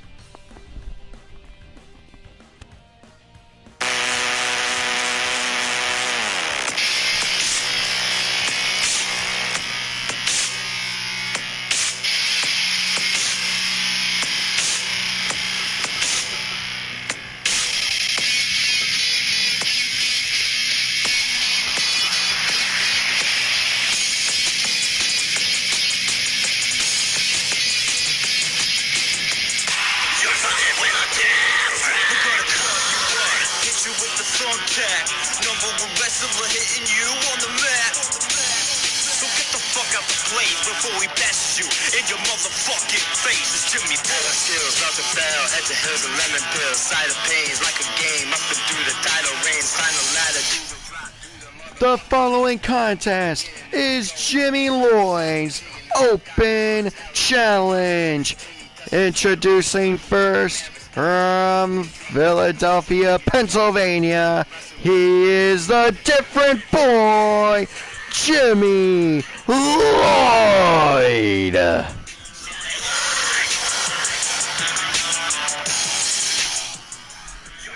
And introducing the man who accepted his open challenge,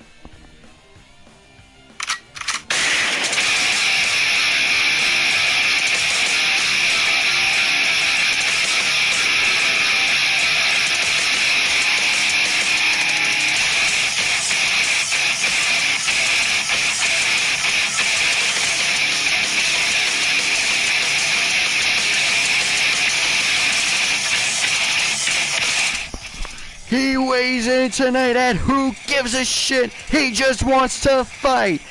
He wants me to remind you that guns don't kill people. He kills people. There is no God, only Shrek.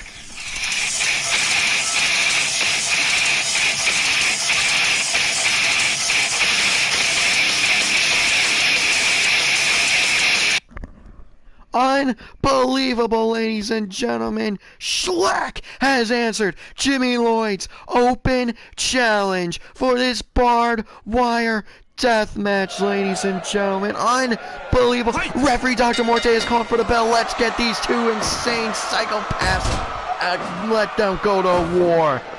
Shrek, Jimmy Lloyd, it's happening right here, right now at Fight for Greatness. Jimmy Lloyd wanted a preview of his open challenge for Death of Palooza, and, well, I don't think Schlack will answer the open challenge there, because I know who Schlack's going to be facing at Deathapalooza. That's to be announced, and that also will be announced very soon. But let's just say Schlack's not going to answer the open challenge at Deathapalooza. But nonetheless, what a preview match, ladies and gentlemen, for Deathapalooza. Schlack with the headbutts to Jimmy Lloyd. I don't think Jimmy Lloyd cares about winning or losing this match. He just wanted to get on the Fight for Greatness card and to have a preview of his open challenge at Deathapalooza. Honestly, I don't think he cares if he wins or loses at Deathapalooza either. Just to say he was on the biggest deathmatch wrestling card in ever. That's not a tournament show. And oh, surfboard submission hold to Schlack by Jimmy Lloyd. Schlack's dealing with the different boy here and right now. But Jimmy Lloyd's being reminded that guns don't kill people, Schlack kills people.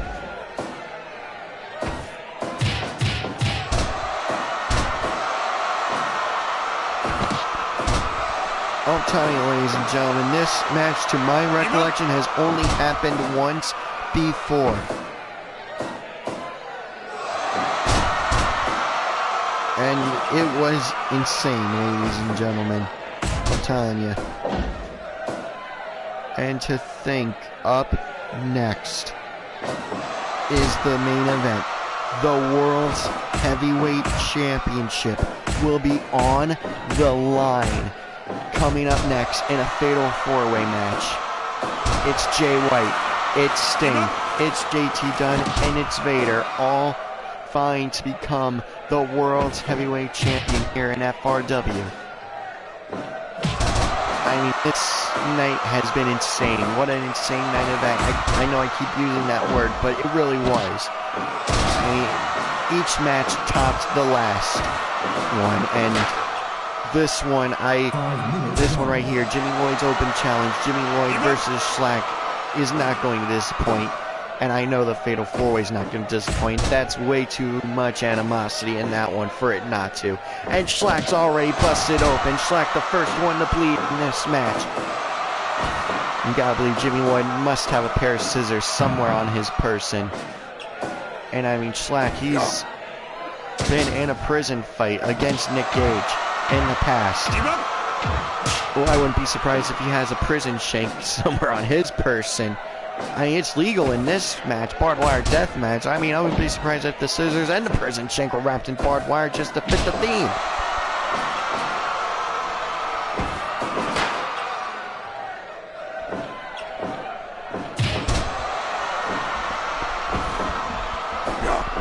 Schlack with, oh my god, he spiked pile drive him! He just spiked pile drove Jimmy Lloyd, and then a deadlift German suplex did not go for the bridge for some reason. Dr. Morte now asking Schlack if he wants to give up. Schlack screaming no. He has to like the pain, ladies and gentlemen. He really does. I honestly believe Schlack's a masochist for the matches he's been in. I mean, he's had a no-ring death match against Casanova Valentine. He's, like I said, had a prison fight against Nick Gage. He's fought Takeda in Japan. He's fought Necro Butcher at ICW No Holds Barred Volume 1. I mean, the people that Schlack has wrestled, I mean, in the past, the things I've seen him go through, it's crazy, for lack of a better term. It's just insane. Again, for lack of a better term. And the gut wrench, sit out power bomb, and Jimmy Lloyd kicks out. I know I said Jimmy Lloyd probably doesn't care if he wins or loses this match, as long as he's getting paid, as long as he's on the card. But you gotta believe, I mean, it's his open challenge. If he were to lose his open challenge, I mean, that's a bit embarrassing, you gotta think. And oh! Full Nelson powerbomb by Schlack to Jimmy Lloyd, and then sending Jimmy Lloyd into the barbed wire. Oh, Blue Thunder Bomb 2! Does not get a 2.9 even, only a 2 count. Schlack powers his way out. And an airplane spin powerbomb! Sit out 2! 2.9, Jimmy Lloyd kicks out. And, I don't even know what to call that. And a chop. A hard chop. That sent Slack on his back. Sit out power bomb. The Slack bomb. 2. Only a 2 count. Jimmy Lloyd kicks out. I told you this match was going to top the last one. Only 11 and a half minutes in, and these two are going back and forth. They're not even showing any signs of slowing down.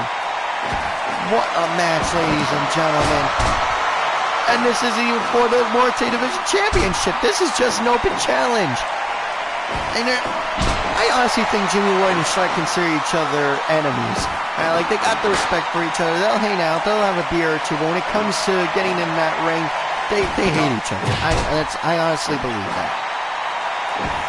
Let's look at the weapons that were donated for this match. I mean, a kendo stick, a regular baseball bat. Jimmy Lloyd has an ankle lock submission hold on the Slack. Well, Slack breaks out of it. We got a fluorescent light tube. We got 2 chairs, actually. Jimmy Lloyd, gut wrench, double underhook, Batista bomb only gets a 2 count. There's another baseball bat. I don't know if it's wrapped in barbed wire. And another airplane! Sit out power bomb. 1, 2. No, a 2 count. Jimmy Lloyd kicks out. Oh, burning hammer to Slack. 1, 2. No, Slack kicks out of the burning hammer. Slack kicks out of the burning hammer. Jimmy Lloyd taking a whole bunch of breaths of fresh air, all he can get. And it's a regular baseball bat. We got a second light tube and a sledgehammer. There's your 8 weapons, ladies and gentlemen. 2 light tubes, 2 chairs, 2 bats, a kendo stick, and a sledgehammer. And Slack goes down after hitting the lariat on Jimmy Lloyd. What a match, ladies and gentlemen. What a match.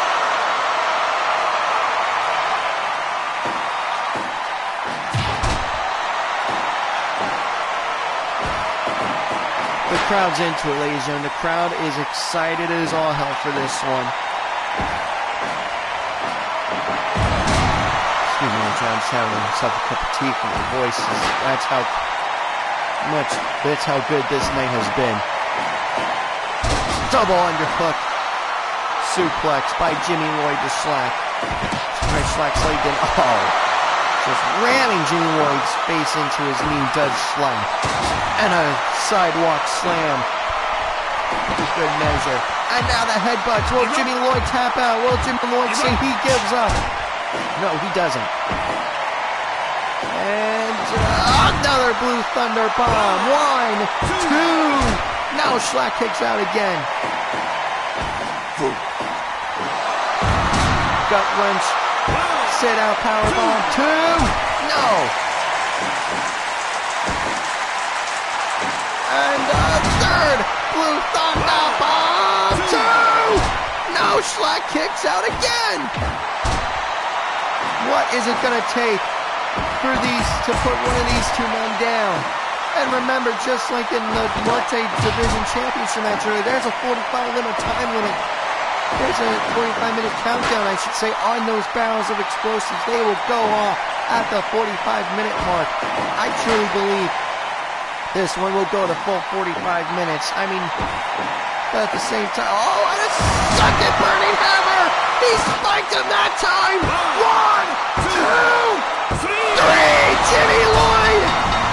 Jimmy Lloyd has defeated Slack. Jimmy Lloyd has won his open challenge against Slack. And an amazing, fantastic, epic match. Oh, man. What the Fatal 4-Way has to do to top that one. Oh, ladies and gentlemen.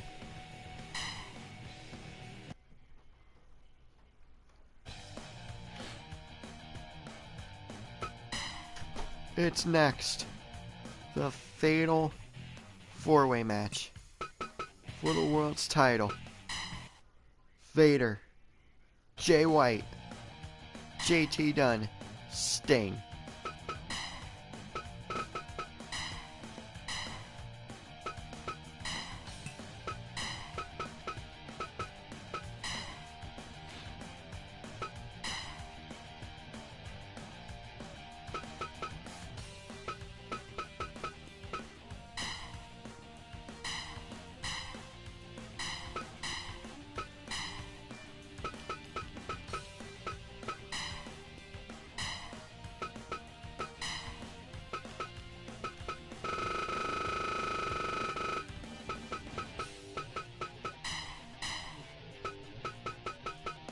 Let's go to the ring for introductions.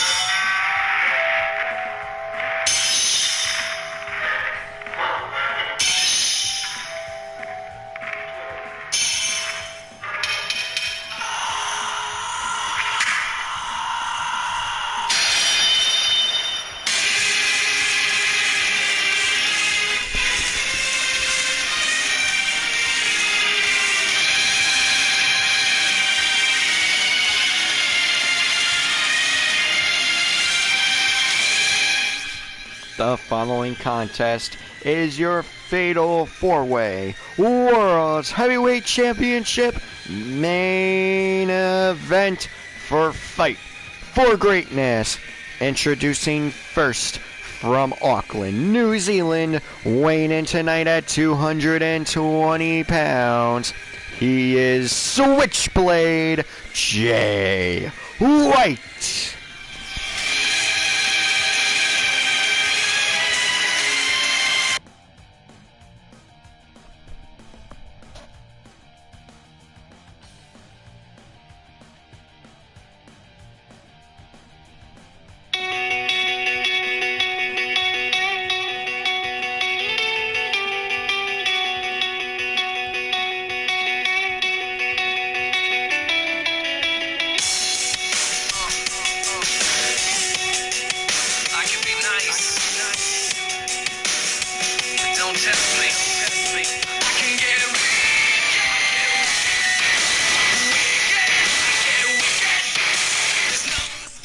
And introducing his opponents first from Providence, Rhode Island, weighing in tonight at 176 pounds, he is Death by Elbow and professional wrestling savior, J.T. Dunn.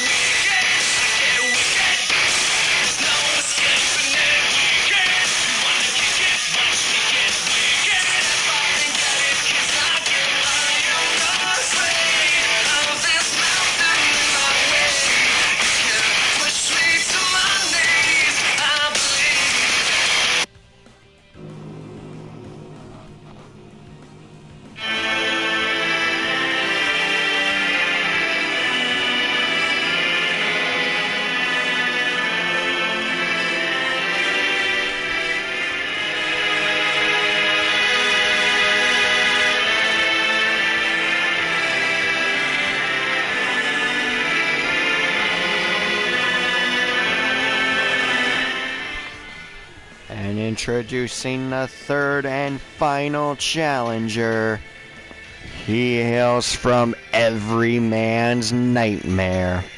He weighs in tonight at 250 pounds. The man they call Sting.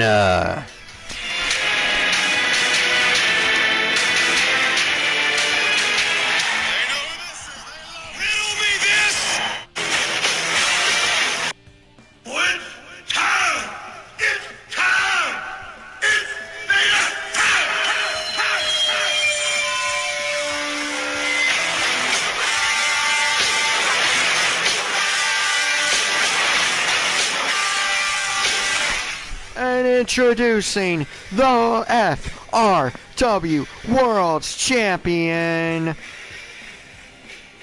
from the Rocky Mountains. He is weighing tonight at 330 pounds. It's time. It's Vader time. For this is Big Van Vader.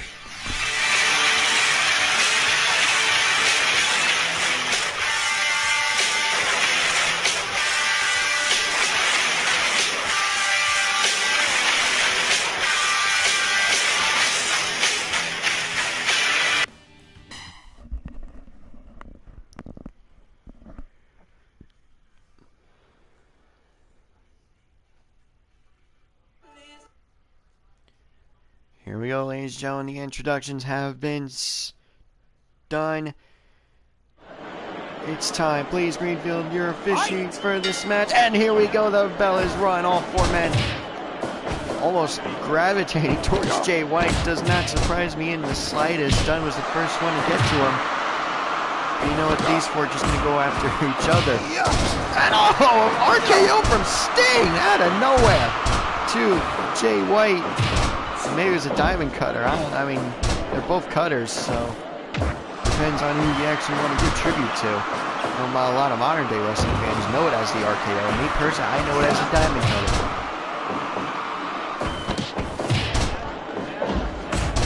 Yeah! Of course, JT Dunn won the Armageddon Rumble in January to earn this championship match.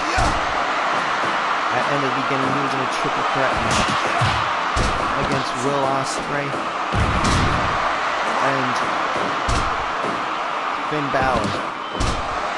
If JT Dunn won the match, which he did, he was able to choose the stipulation for this World Heavyweight Championship match, and of course, like I said, he did. He beat Finn Balor and Will Ospreay, who were chosen by Vader and Jay White, who were the World Championship match at the end of the beginning.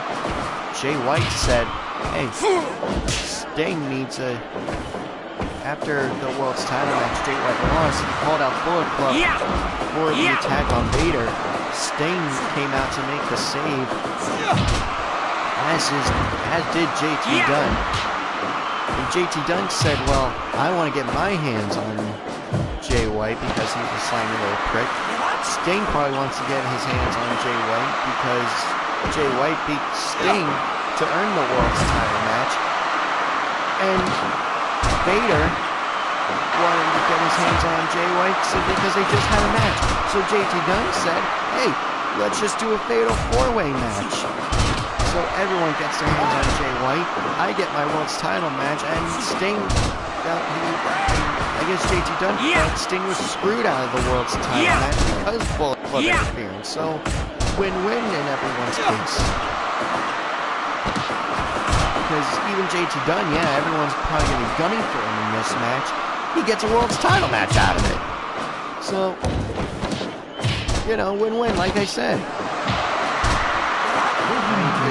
JT Dunn just hit Kamagoye on the Vader. That's impressive. He should have went for it if you asked me, but he instead went for the submission hold.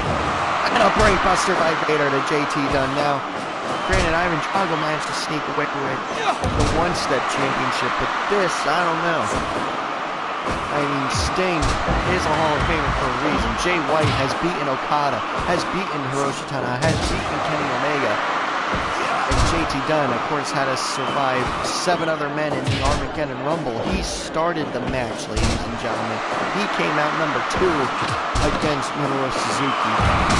Minoru Suzuki came out number 1, and JT Dunn came out number 2. He went right from end to end, bell to bell in the Armageddon Rumble to get the win.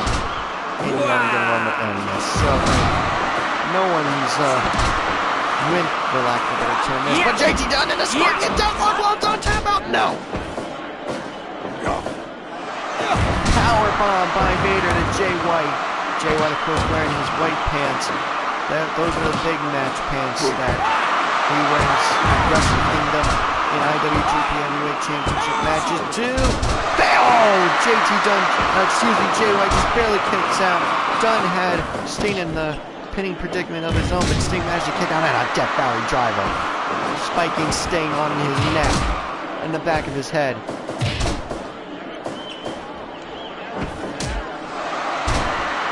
Low blow by Jay White to Sting, and now Jay White with a leg submission, a reverse figure 4 leg lock. Sting managing to break out of it. Vader's now down.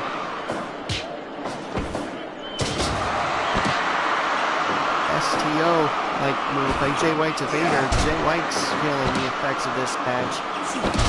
And Sting rolling up Vader. Sting rolling up Vader too. No, Vader kicks out. Jay White was thinking of going for a reverse zigzag lift for it, but he didn't quite get all of it. I mean, he didn't get any of it. He completely missed. He whipped it, if you will.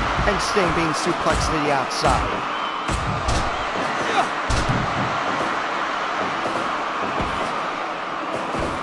Now Jay, oh, a reverse suplex.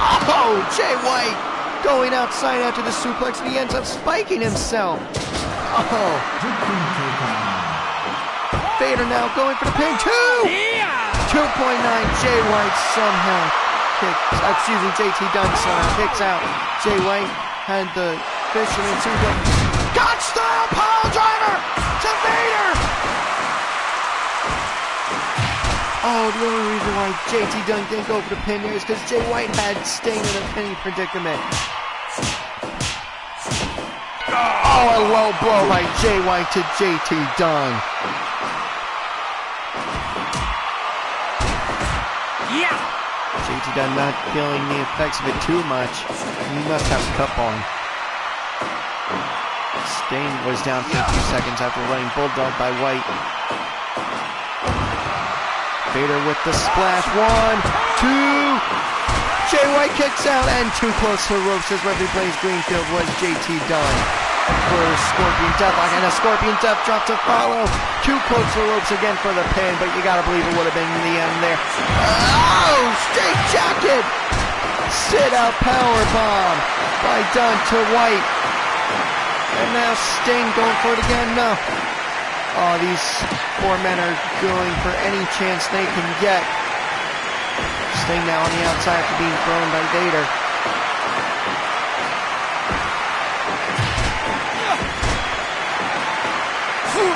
What a way to end Fight for Greatness with this fatal four-way match.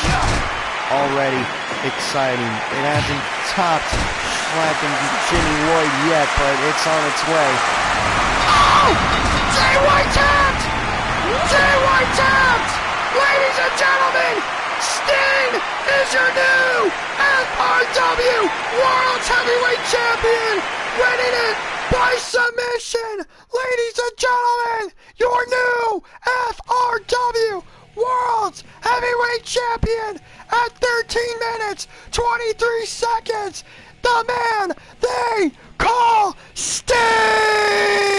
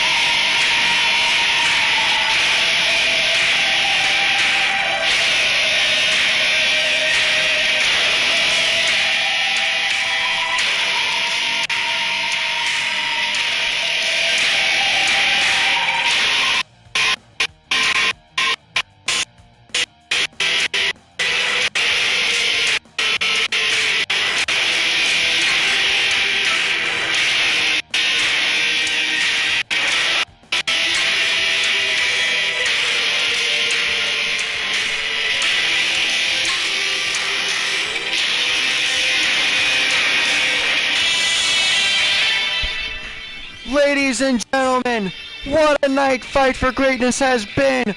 We'll see you this Wednesday on FRW Live. My name is Mikey from the front row. Thank you for joining us. Oh man, we'll see you next week on FRW Live. Congratulations once again to the man they call Sting.